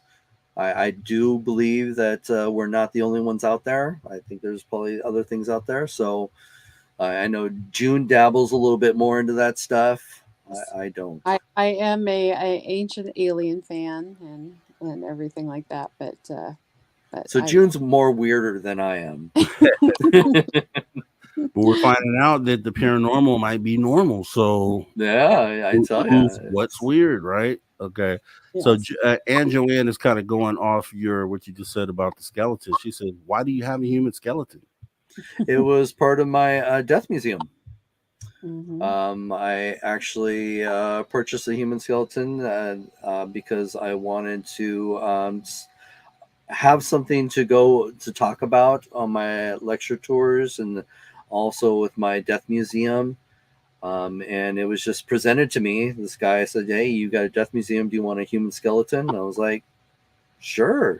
It is kind of odd to own a piece like that because after having the death museum for as long as I had it, I think it was about 15 years that I had the death museum. And it's one of those things that as you started to collect not only just the skeletal remains of a human being, but you also, as you get into death customs, human hair was very collectible. As a memento for somebody you had lost, you would collect their hair. Teeth became collectible. I didn't have any pieces that had teeth, but there are certain things that people would collect from an individual as a keepsake, and not let alone having this hair of individuals and photos of all these individuals. I couldn't tell their stories. And that was kind of heartbreaking for me, is because here's photos and hair and the human skeletal remains of these individuals. I had no clue who they were. When I obtained the skeletal remains, all I know that was passed down to me, it was a young man who died in the early 1900s. His body was donated to the local university. The universities didn't want to obtain human remains anymore.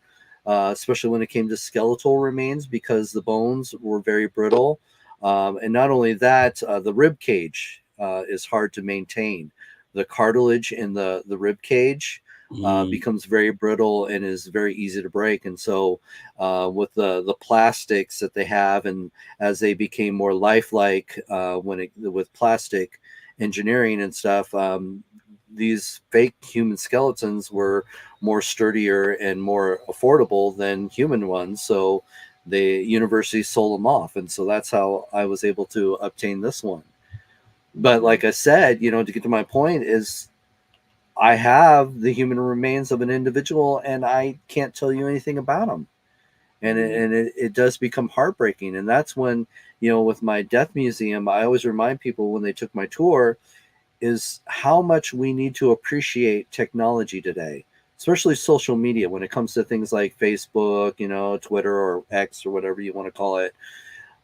Social media is a way to document our life experience, and that will remain even after we die. Mm-hmm. So where those people in our past, our ancestors, they're dependent on people telling our story. Yeah. But the families die out unless you were famous and were documented throughout history. Sure, people may tell your story today, but otherwise, most of us become forgotten individuals. Yeah. You know, your great great great great grandchildren, you know, probably won't even know who the hell you were, or even maybe even know your name. But now through social media, they can look you up. Yeah. They will know your story from day to day, how well you kept up your social media. And So what your you story, ate today. No. yeah, what you ate, you know. So it is amazing thing that we have some sort of achieved a little more of that immortality, that even though we may not become somebody who is worth remembering, you know, throughout, you know, the world, at least our families will have a better idea of who we were, what Yeah. we contributed to the families, you know, ladder. And So I thought about that too a while back. I was like, this data is going to be here forever. And who's to say, I was thinking about the terms of service they have you agree to when you set up these social media accounts. And I'm like, okay, this is your life history in this media account. And how will they 100 years from now deal with the family? If the family wanted to come and get your records from social media, would they be okay giving it to the family, or would they do something like charge the family, or do something kind of sell your data to your own family? I I thought think, about that. you know, I think with things like Facebook, I get kind of upset when people are just like, oh, I hate Facebook, I just deleted it all. That's so much of your history. And again, it just depends on the individual. Some people don't keep it up to date, but I think that's so much history that is just deleted. And you know, Facebook does see the opportunities that it does offer for situations where if somebody does die, and I know June did this for her mother, that page now becomes a memorial page. Mm, So it's out there. So just like nowadays where you can visit somebody at their grave, and now you can watch videos of their life. You know, mhm. it's the same thing as, you know, Facebook, but you get more details, you know, through Facebook than you would just watching like a minute video of somebody's, you know, life that you put together to play at their tombstone. Um, So I really think that that is an amazing thing that we shouldn't overlook. yeah, yeah, That your story can continue on, at least for your family. yeah. So My whole thing was like, who owns the rights to it though? Once it becomes that, like, does Facebook well, carry the rights? obviously Facebook, you know, Yeah, as long as yeah, Facebook continues, our stories will continue. I'm assuming if Facebook decides one day it shuts down, I hate to see all that history gone from everybody's yeah. lives. I'm gonna have to do a show on that. That makes sense to do a show on that topic right there. Hmm. But Carl Bittner is asking you, did Ross, as far as the touch experiment, did Ross actually see the scratch appearing, and did the subject react to it when it occurred?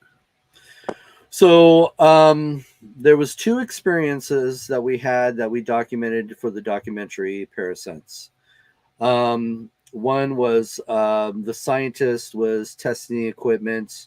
That's why he wasn't naked. If you watch the trailer, he was just testing the equipment and decided to try and communicate with whatever was there, and got scratched. And so he reacted to the response because he felt it. He actually heard it as well. It's like a static pop when it happened, and then he felt it.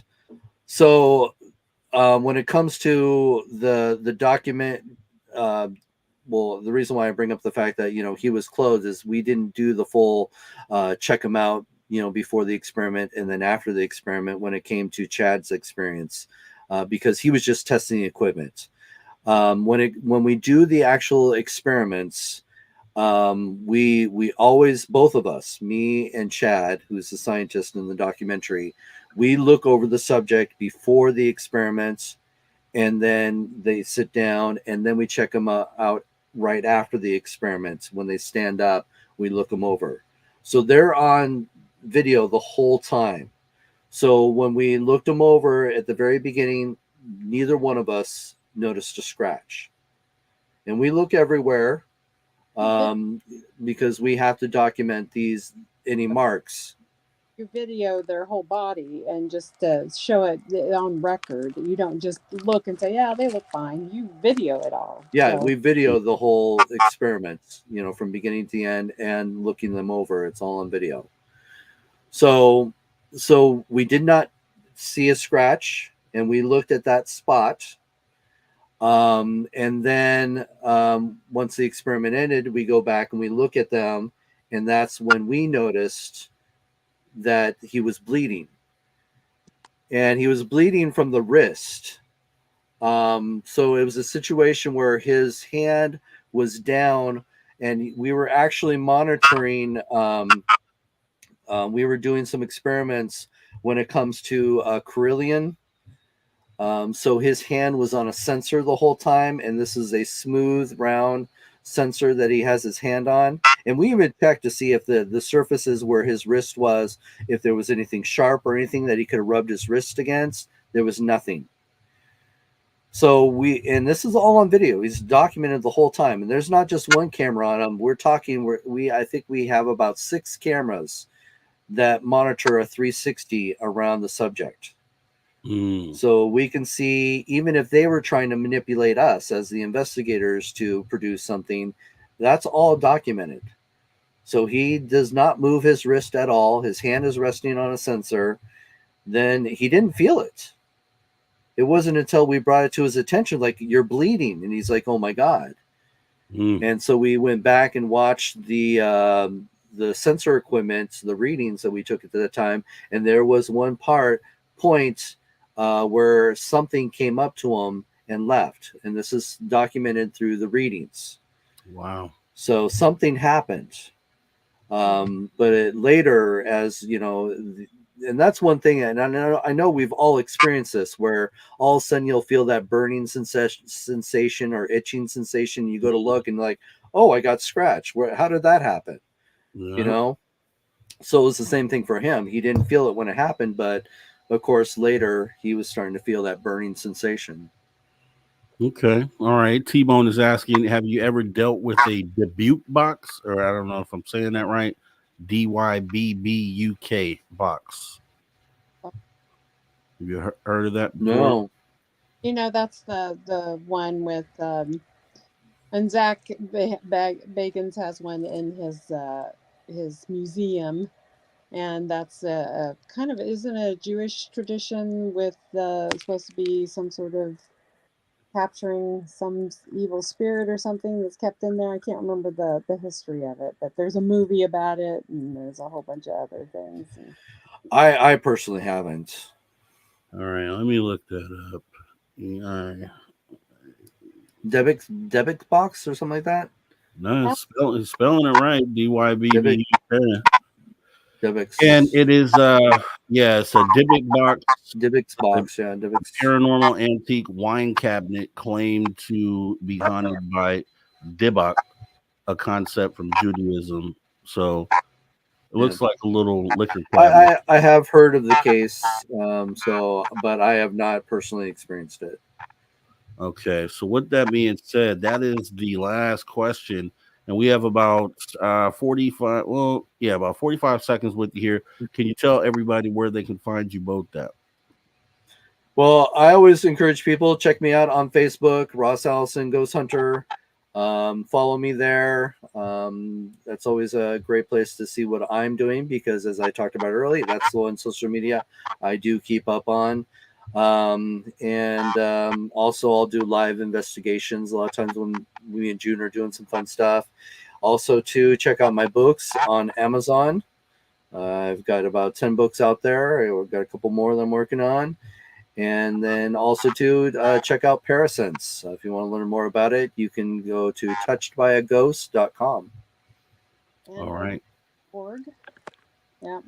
Say that again. Aghost.org. A ghost. Oh yeah, our group, aghost.org, the Advanced Ghost Hunters of Seattle, Tacoma. Okay, all right, awesome stuff. I appreciate you both coming in tonight. Great conversation. We will stay in touch, and we'll find a new topic to broach, and we'll do that soon. You bet.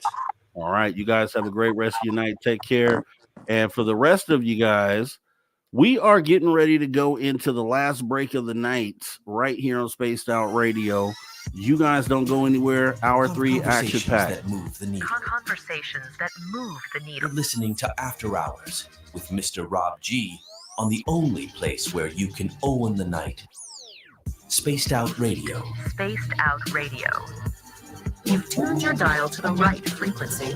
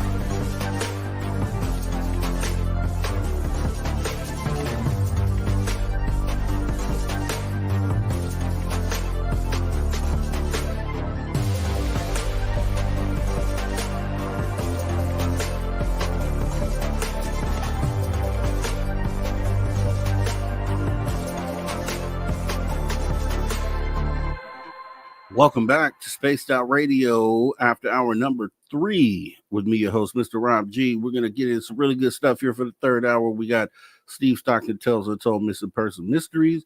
And then, of course, we're being joined by Drew Banky, the After Hours Wrap Up. You guys don't go anywhere. Got about 10 seconds before we come back from radio. Let's go.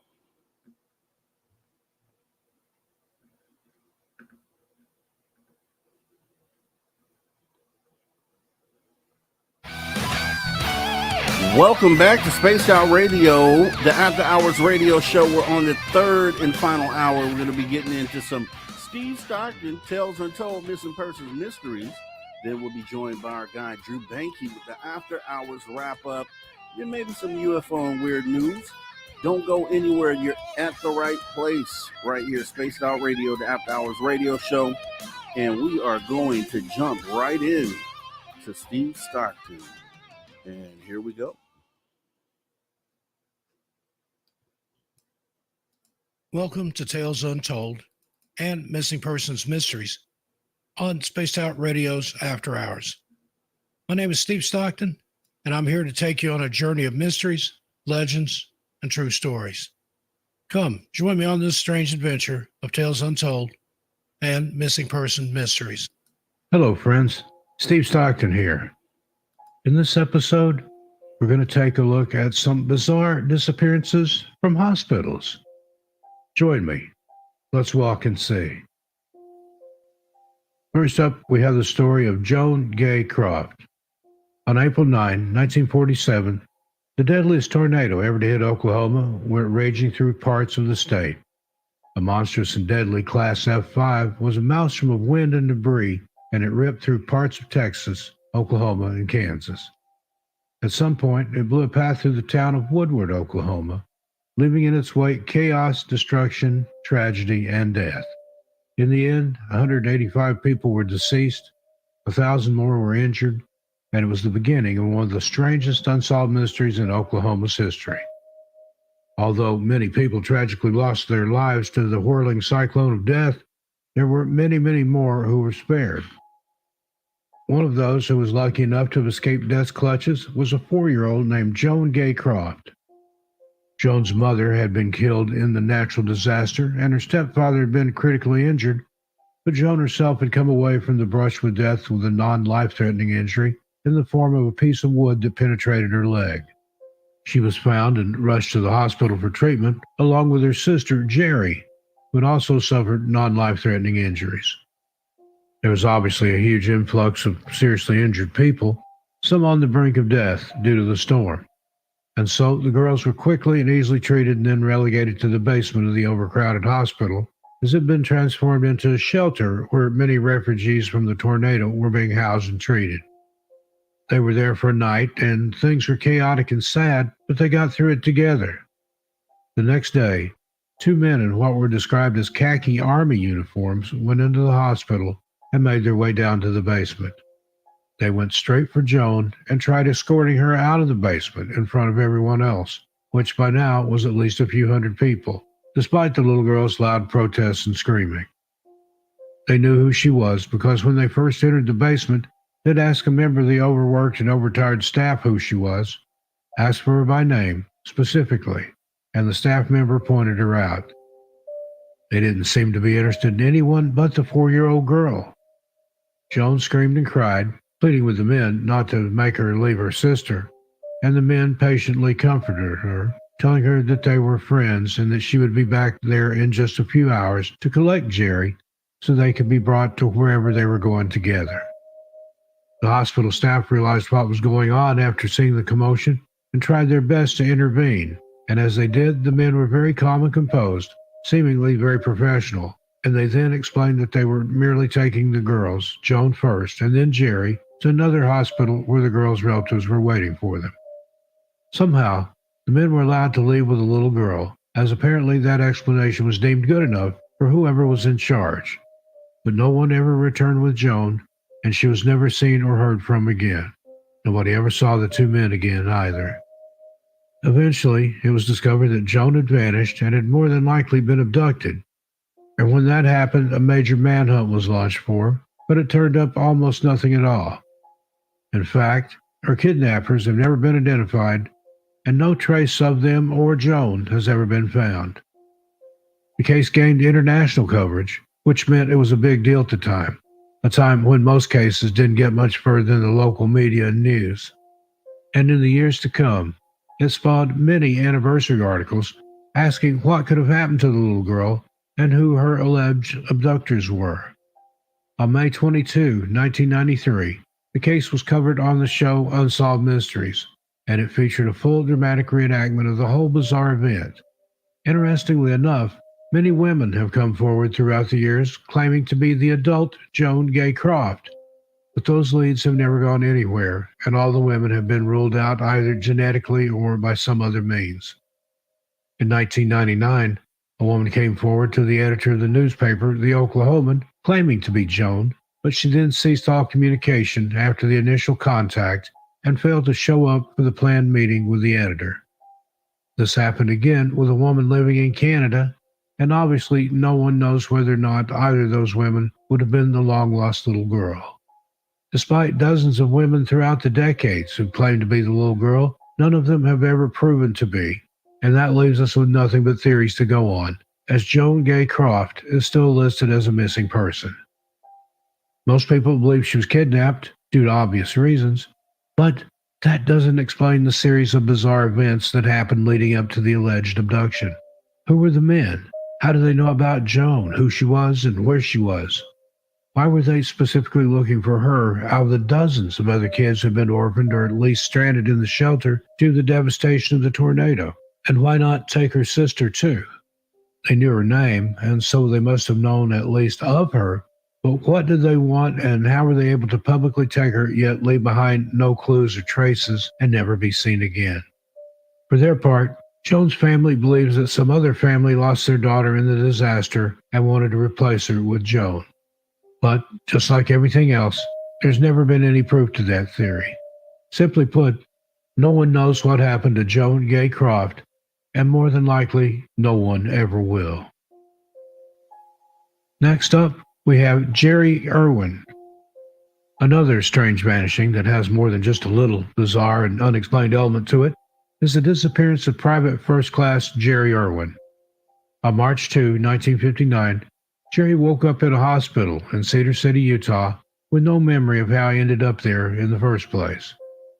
He had reportedly been unconscious for 23 hours, during which time he had been talking in his sleep and saying something about the jacket on the brush. When he came to, he asked the hospital staff if there were any survivors, but no one knew what he meant by that. Survivors of what? No one knew, including Jerry himself. Finally, though, he became lucid enough to tell his story, and it seemed like his memory was coming back to him. He told the staff that he had just been off on a leave of absence and on his way home from Napa, Idaho, going to Fort Bliss in El Paso, Texas, where he was stationed. He said he was a technician for Nike Air Missiles, and that after he had reached Cedar City, he had been driving along Route 14 when he looked up and saw what he described as a strange, pulsating object in the sky. He pulled over and got out of his car to try and get a closer look at what he was seeing, and he thought that at first it was a large airplane coming in for a possible emergency landing. Jerry then wrote a note which he put on his car windshield that said, "Have gone to investigate possible plane crash. Please call law enforcement officers." He also scrawled the word "stop" on the side of his vehicle to try and get whoever was passing by to stop and read the note, thereby calling attention to it and alerting the authorities about it. He simply scrawled the word "stop" in shoe polish and then walked off to investigate the strange sight in the sky. A fish and game inspector came along and found the note sometime later, and after alerting the sheriff's office, a search party was launched both for Jerry and for the alleged plane crash he claimed to have gone to investigate. When he was brought to the hospital, no one could understand why he was completely out cold and unable to be woken up by any of the usual means, and there also seemed to be nothing physically wrong with him either.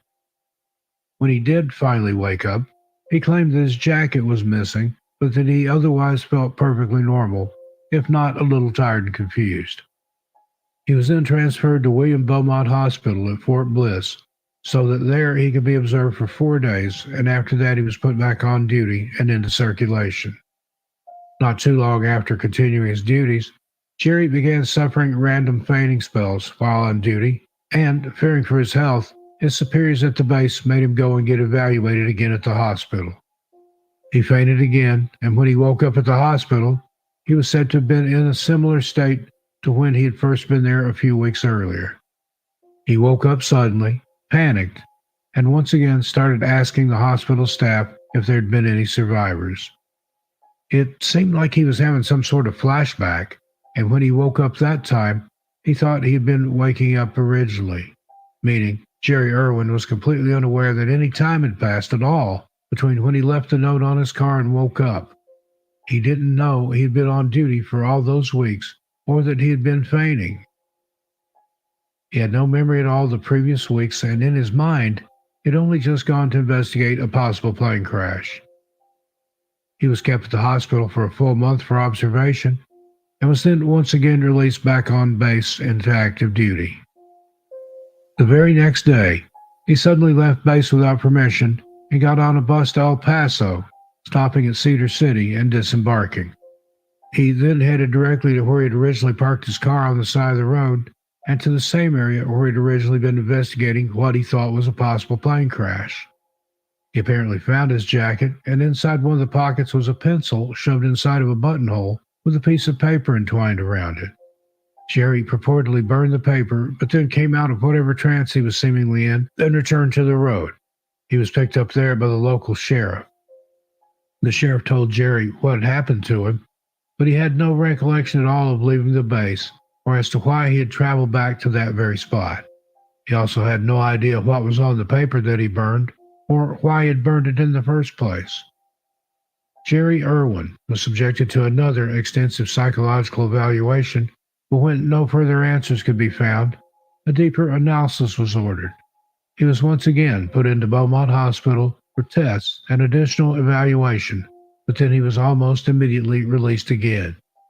As soon as he was released, he once again went AWOL without any warning, and he hasn't been seen or heard from since. So, what happened to Jerry Irwin?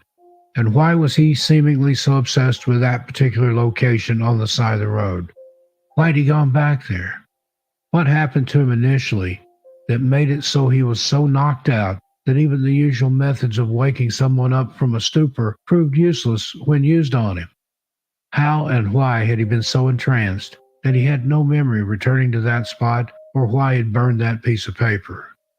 If he was tranced or knocked out, or both, then by whom and why? There are so many questions here, but with no answers. It's impossible to understand mostly anything about this case and what happened to Jerry himself after he went missing again.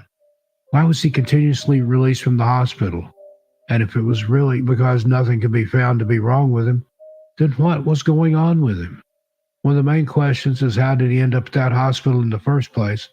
But again, we'll probably never know, and there's been no new information about this case, though conspiracies and rumors run rampant around it still to this day. Jerry Irwin is still listed as a missing person. All right, Steve Stockton, awesome stuff once again, just batting 1,000 at this point, right here on the After Hours Radio Show. We're just so happy that we get to air his content here. You can find him over on his own YouTube page, Tales Untold and Missing Person Mysteries. You can catch a bunch of other stories over there.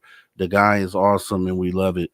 So we're going to go ahead now and jump into the After Hours wrap up.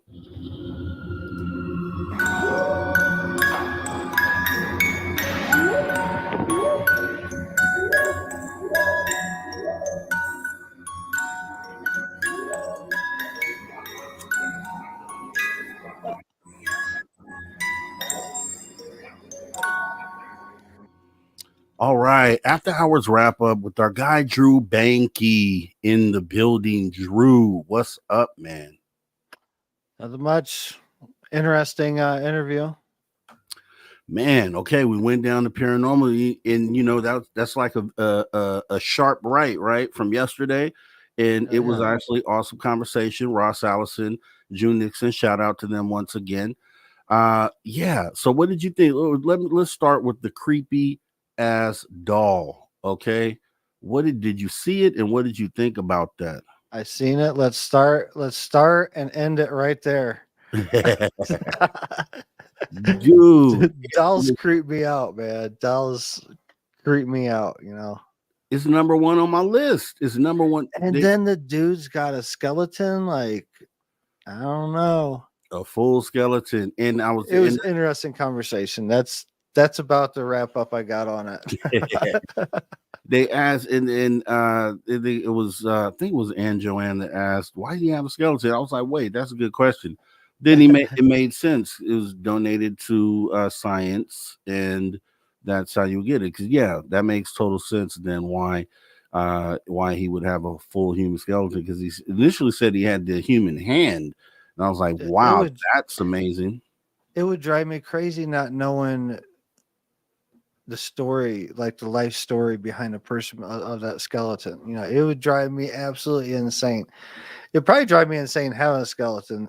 That's you know, I got a list of things, people that I know, things that I've heard, and I have yet to be in the presence or hear someone say it come out of their mouth that I have a human skeleton.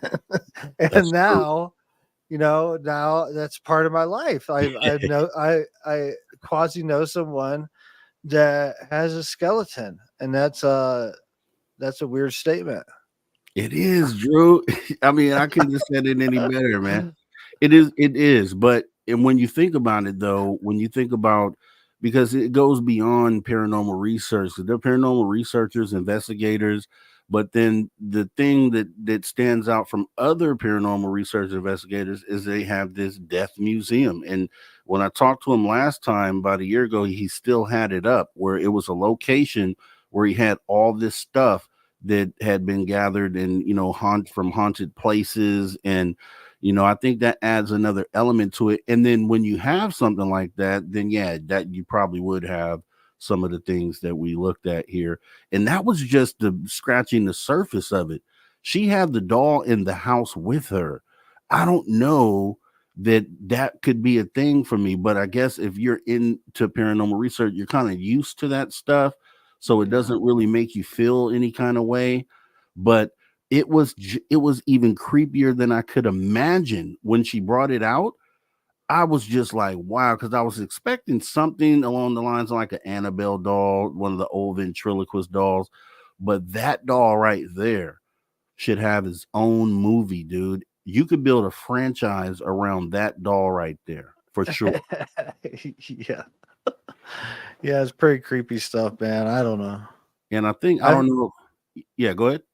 The Whippy ceremonies that we go through, I would consider some of those like paranormal experiences, you know, like just weird experiences like that.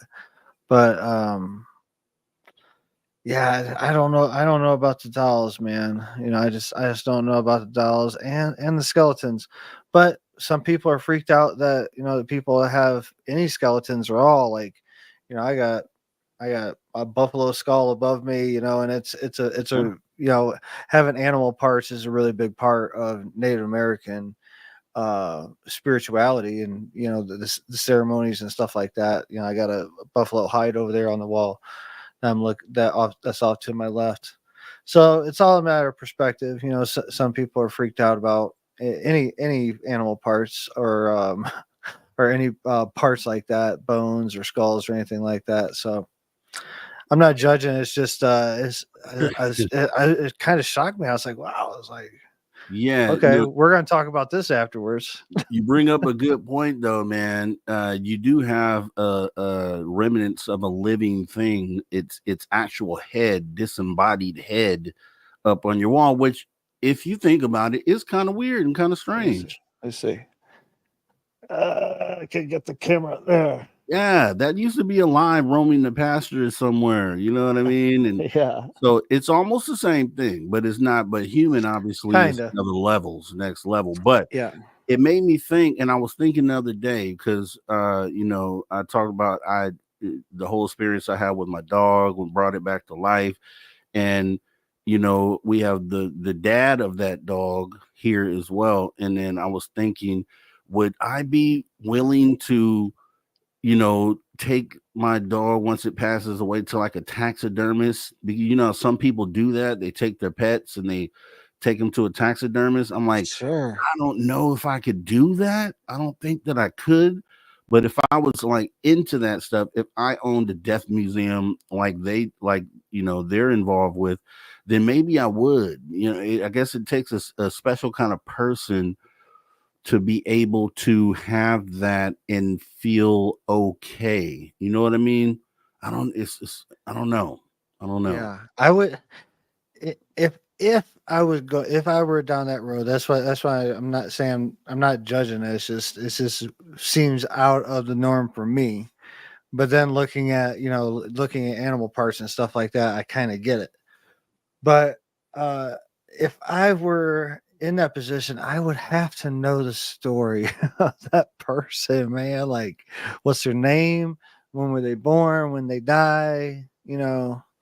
Like what's the story behind that person that belonged in there? I wonder. There has to be some energy, I wonder if you could at this point take get some go into the bone, to the marrow, get some of the marrow and then run DNA on it and then find out at least the lineage or where it could originate. You know what I mean? Maybe get some data that way. I wonder if you could do that. I don't see why you couldn't. If marrow is present inside of the bone, then you should be able to run DNA on it, I would think. Huh. I would think so. That would And it would stand to reason that it's not that old, yeah.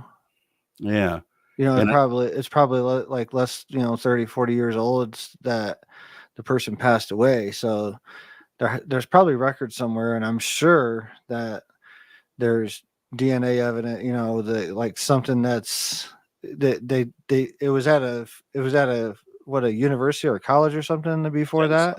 I think So I'm sure there's extensive, studied all Paperwork. types of different ways, 100 million different ways, because it was, it was being studied. It wasn't just like stored somewhere.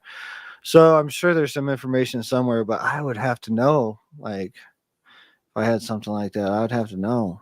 That's intriguing. It's very intriguing. And no, you're right. I'm sure the paperwork probably comes with the skeleton. So I'm pretty sure he has the records.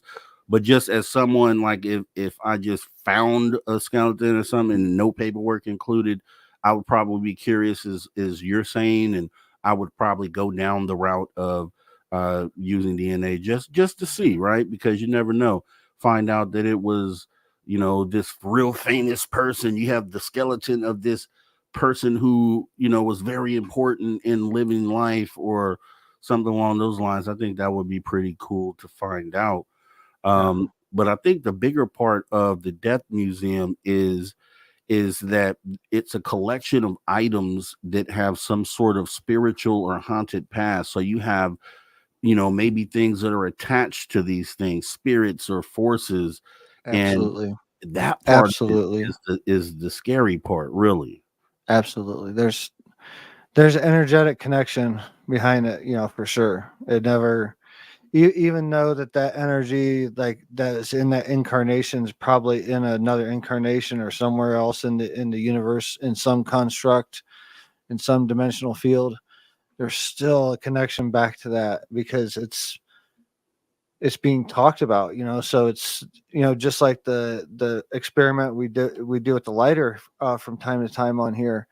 That energy is still in that body, but just because we're talking about right now is giving that skeleton energy, and and in turn going back to the original owner of it.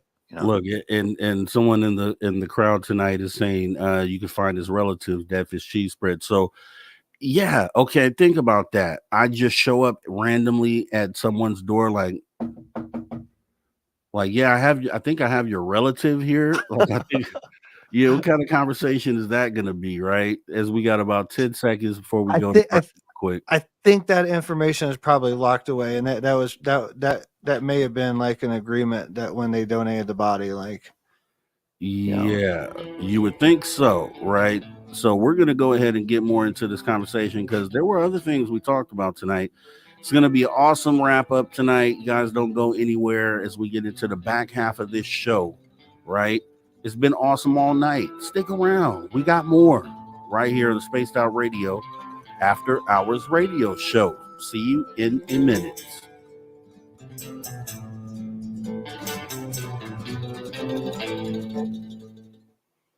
All right, good stuff. Yeah, creepy. I was just blown away. The doll I got to go back and rewatch because I know my reaction was probably insane because I just wasn't expecting it to be that creepy. They call it Mr. Creepy. The doll's name is Mr. Creepy, and he really fits the bill. I've never seen a doll, because even baby dolls with the blinking eyes and stuff, those ones scare me, right? So ventriloquist dolls are up there, period, because they all have this creepy, lifelike, look to them. But then that doll, and then the fact that they use human hair on that doll, that's next level. You didn't have to use human hair. That was doing too much, right? You could just use fake hair. It's a fake doll, but the people who made it used human hair. And for me, that kind of moves into voodoo in things of that nature. Like did they put a spell on the doll too at the same, like I would need to know more about that doll before I kept it in my house for sure. Yeah, certain religions that's considered, devil work or demonic work or stuff like that. Like, not judging or anything, but that's if you're Catholicism, if you're involved in that, that's because they don't believe in mediumship. They believe in like visions and like having divine messages and stuff like that. But mediumship is considered basically you're talking to the devil. Like that's kind of that's Catholicism. But we're in a different time now. I think we're stepping. This is a time we're about to step outside of religions and about to make our own. A new religion's about to, or old religion's about to come back, I should say, or however you want to look at it. But with that being who knows, said, man?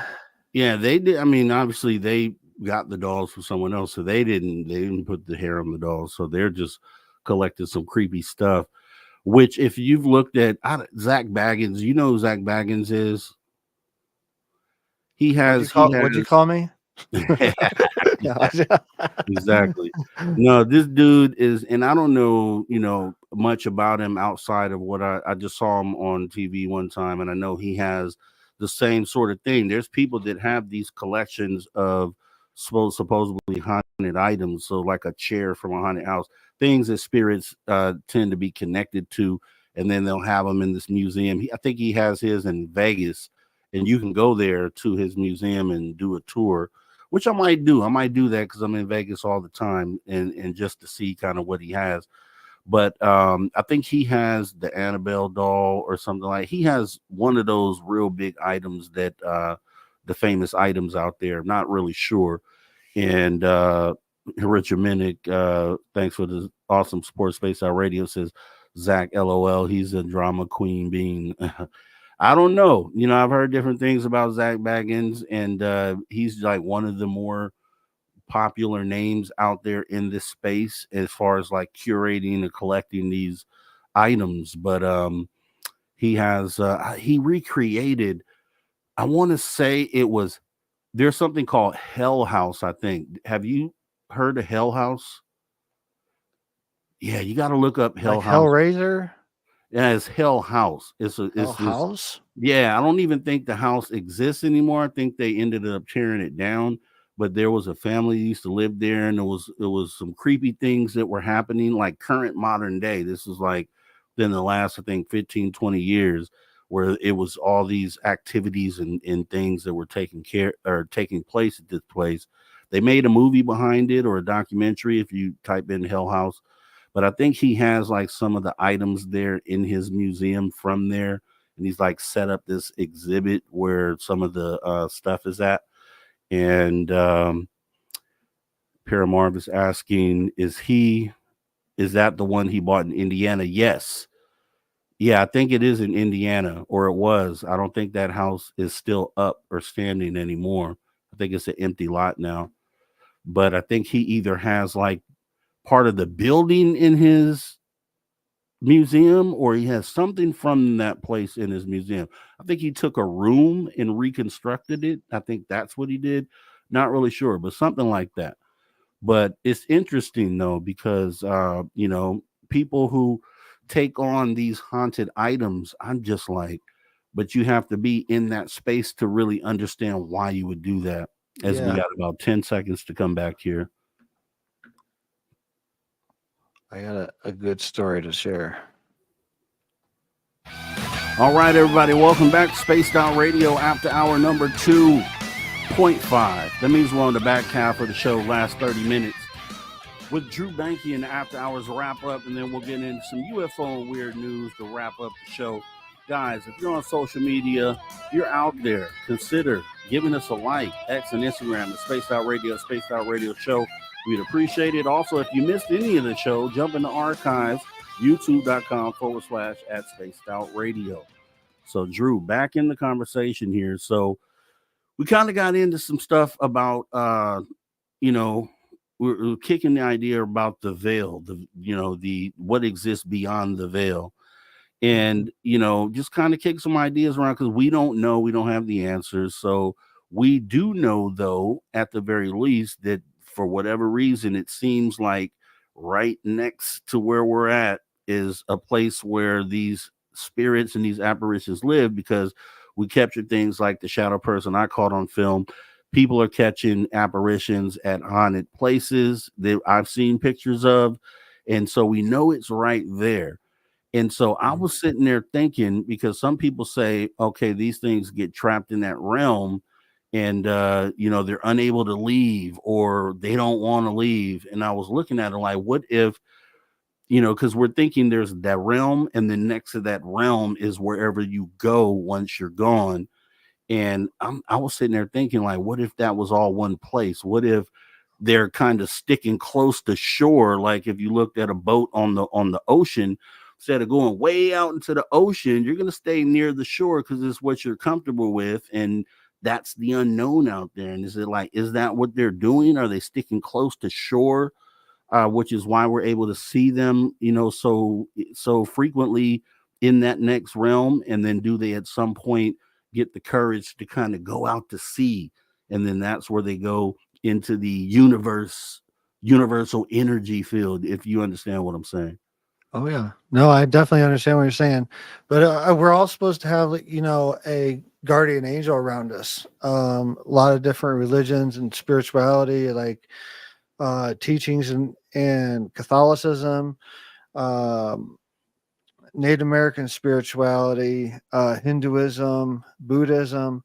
They all talk about basically, you have at least one guardian, whatever you call it, whether it be a guardian angel or whatever, but there's a spirit guiding you. There's another spirit outside of you. Like you have your own spirit space and your physical space, but there's a guardian, what most would consider a guardian, at least one that's with each and every one of us.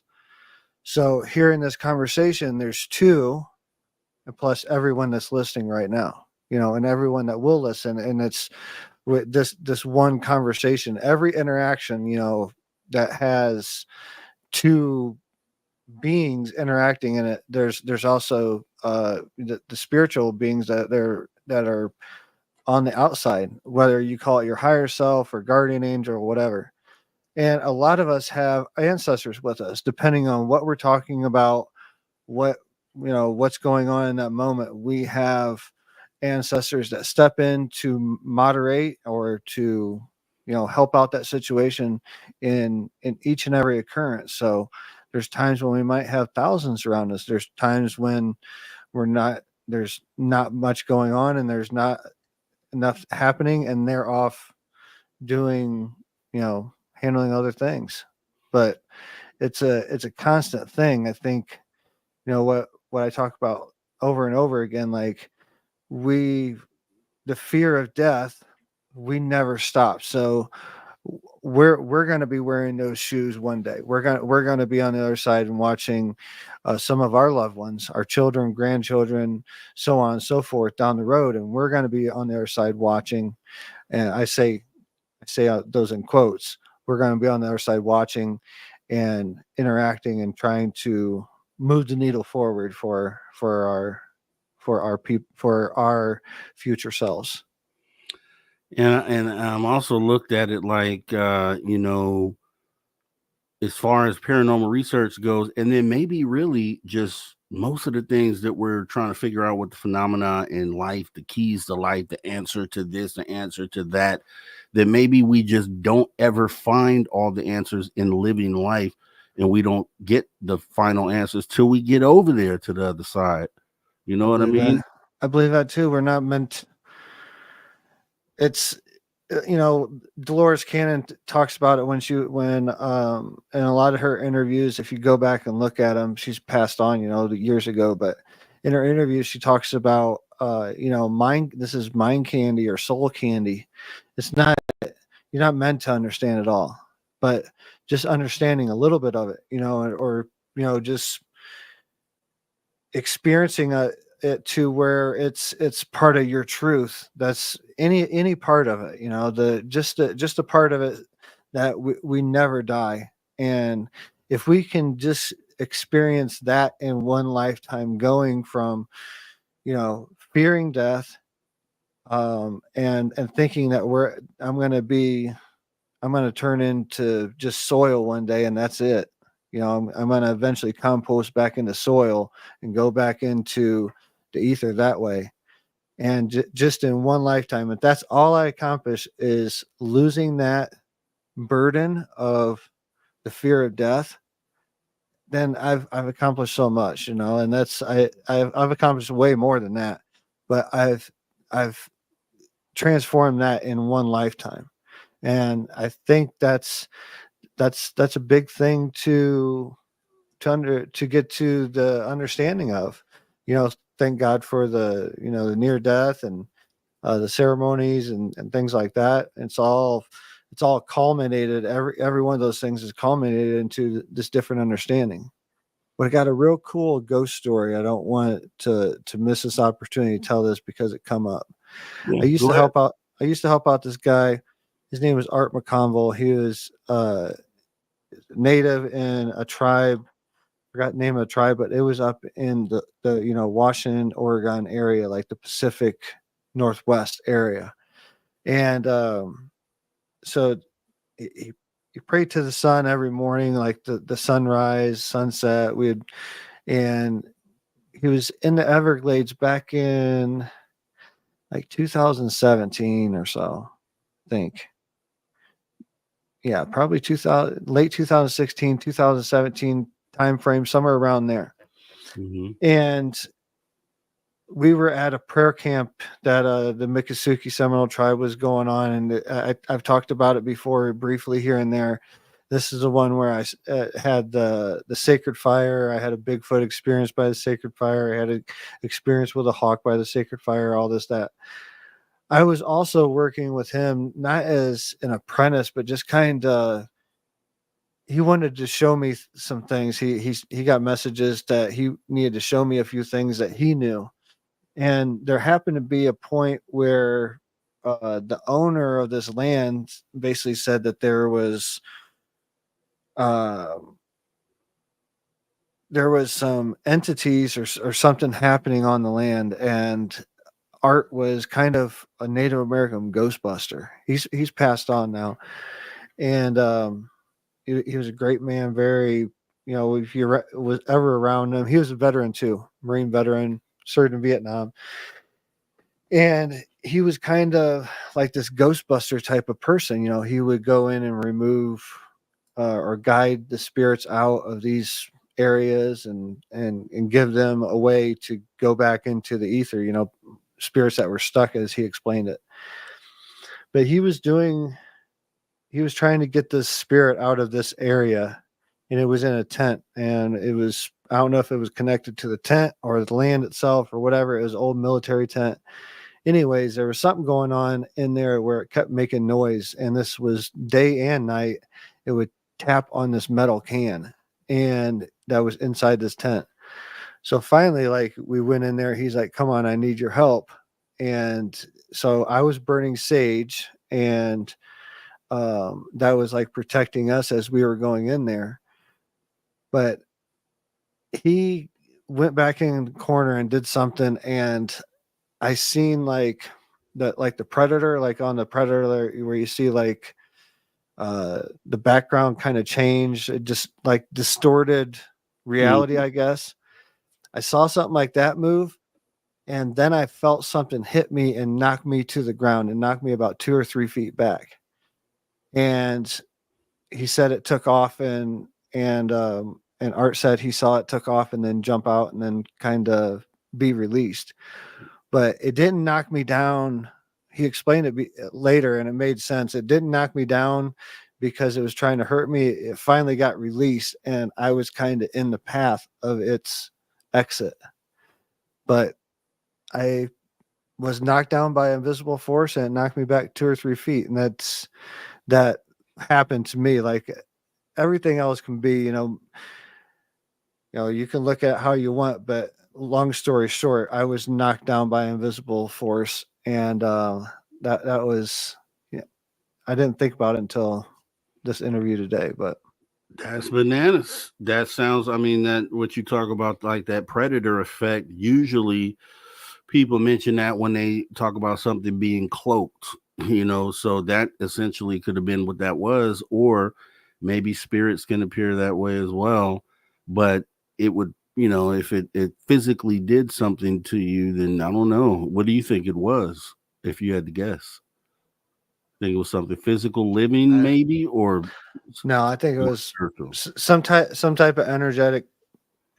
The area where it was at, and it was in Everglades, southwest Florida, in the Everglades, and Big Cypress National Preserve, to be more precise. But the specific area, to get any more specific, has a long history of Native American ceremony, Native American area and stuff like that. And also the family that owned the area where we're at was like 4 or 5 generations deep. And so there's a lot of history in that area, and a lot of history of medicine people hiding stuff in trees going back thousands of years. So I don't know what it was.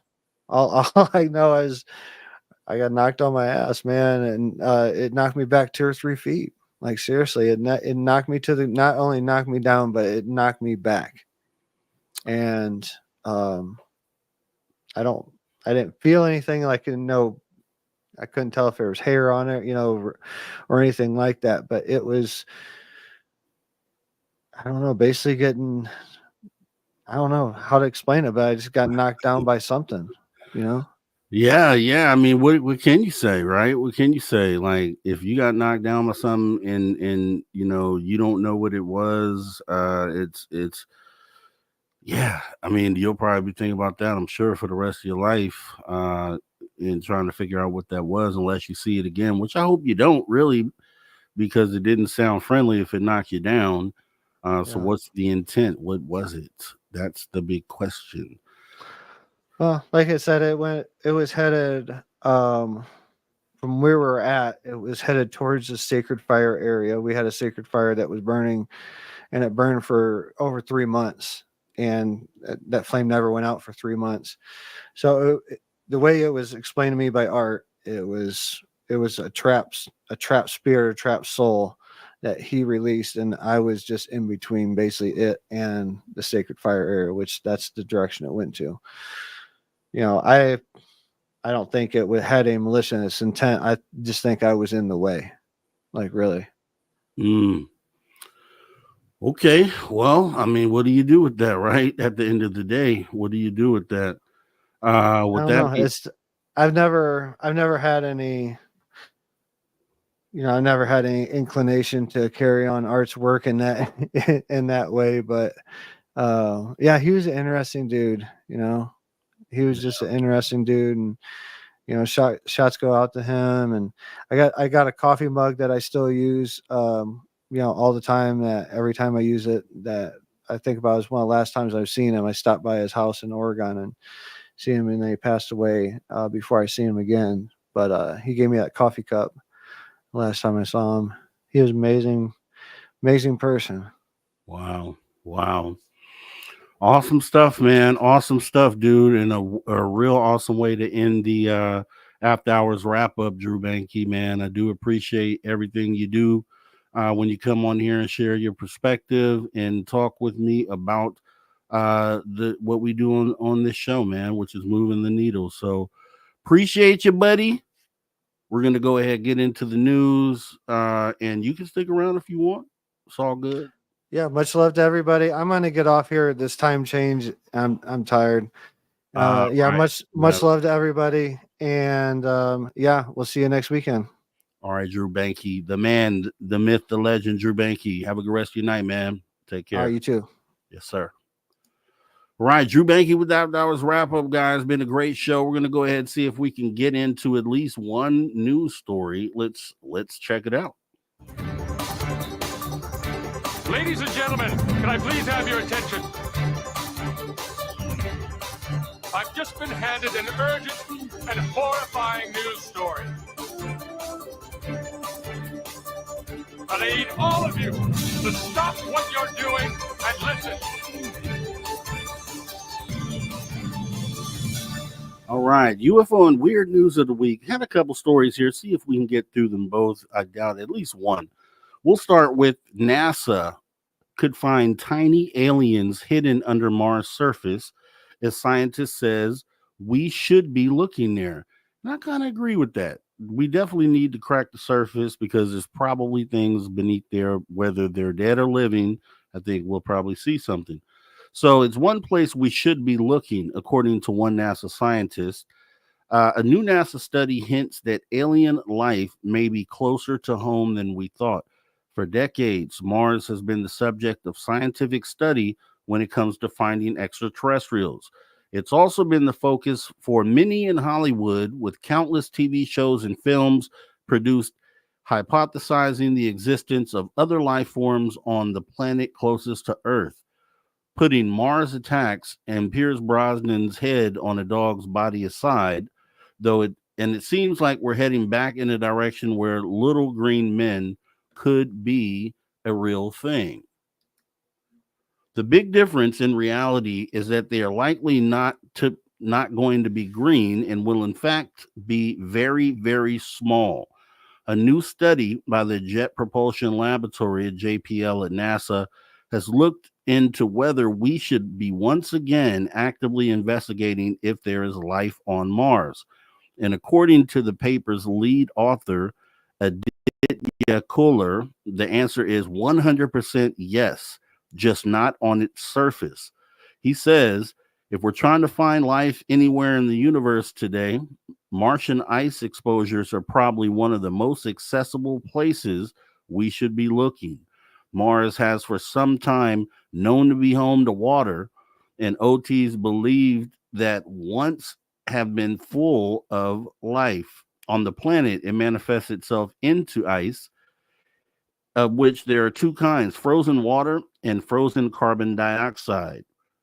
For their paper published in Nature Communications, Earth and Environment, Color and colleagues looked at water ice, large amounts of which formed from snow mixed with dust that fell on the surface during a series of Martian ice ages in the past million years. The ancient snow has since solidified into ice, still peppered with specks of dust, dust that is dark in color and can absorb more sunlight. The theory here is that this could potentially warm up the ice, causing it to melt up to a few feet below the surface. From that, ancient life in the form of microbes could be surviving and maybe even thriving under the frozen water ice on Mars' surface, where photosynthesis could be happening. Pools of water, similar to those that could be on Mars, exist on Earth and are full of life, from fungi to algae and microscopic cyanobacteria.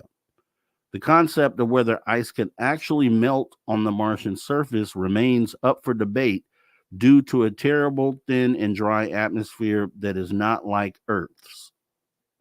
But critically, the atmospheric effects that make melting difficult on the Martian surface wouldn't apply below the surface of a dusty snowpack or glacier.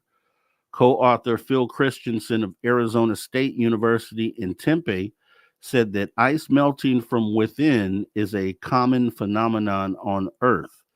He said dense snow and ice can melt from the inside out, letting in sunlight that warms it like a greenhouse, rather than melting from the top down. The team now hopes to recreate the dusty ice from Mars in a lab to study it under similar conditions to what you would find up on the red planet. So, with that being said, ice on Mars containing life makes a lot of sense. Mars being a planet that was likely full of life like Earth, like we think it was. I think if we start digging there, I mean, obviously they haven't brought back any samples because I'm sure some of these samples that they've taken probably already show this and have examples of life in them. I would almost bet on that, but we're not going to see any of those samples back here. I think for about 8 years or something like that, somewhere close to 8 years. But here's my theory, and I don't know what people think about this, but based on the fact that it's possible that we came from Mars. It's possible, right? Because we don't seem to fit into this planet. And that planet was Earth-like and had oceans and the same things we have here. You would figure that if we lived there at some point in time, or there was life in any substantial form, like larger form, that once we got there, once we had the first person there that was able to dig down into the dirt, I'm thinking that they find fossils of either human beings. And I hope that I'm alive to see the day that we actually start digging there, if they will tell us, because they may not. They may not tell us that they found human skeletons on Mars. But I think that the person who digs, the first person to dig, is going to find something along those lines, some sort of evidence of life in humanoid form, or at least animal form, something larger than a microbe. But I guess we'll have to wait and find out and see, right? So, with that being said, I definitely just want to thank our guests for tonight, Ross Allison and June Nixon, for talking paranormal with us tonight. Also, Steve Stockton with the Missing Person Mysteries, Tales Untold. And then Drew Banky with the After Hours wrap up. Awesome stuff. I want to thank you guys. And I also want to thank the guy you hear right there, Mr. Ron Bumblefoot Thal, the guy rocking us out each and every weekend as he reminds us to never say never again. Because, yes, the phenomena is real, as we've shown many times. And anything and everything is possible because of that, right? So if you love tonight's show, make sure you show some love. Hit the like button. Throw your horns up. Also, we want to thank our viewers online and listeners on terrestrial radio and digital platforms when and wherever in the world you may be listening from. We appreciate you for tuning your frequency to Spaced Out Radio, where we do what we do best. And what's that, you ask, guys? We own the night. Remember, this show is copyrighted SOR Media Ventures Limited and Spaced Out Radio. It's been a pleasure serving you once again as your host. I'm Mr. Rob G. This is the After Hours Radio Show. And to all you space travelers out there, don't worry. This is not a goodbye nor farewell. However, as we go off air for the night, you can best believe that we'll be back and doing this again. Much love to you guys out there. See you next time. Take care.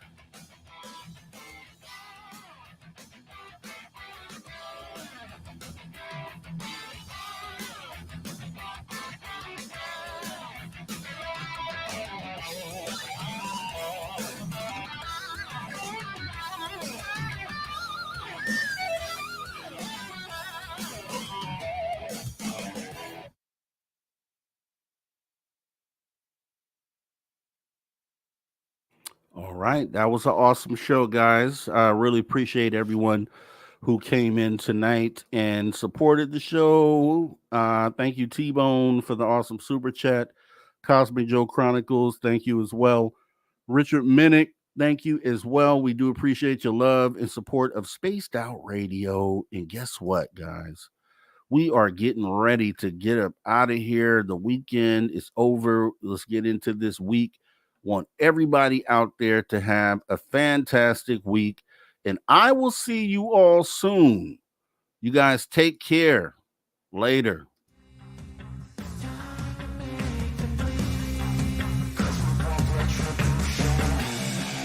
Cause we want retribution. Oh yeah, we want retribution. Oh yeah, we want retribution. Oh yeah, we want retribution. Yeah, we ran out of patience.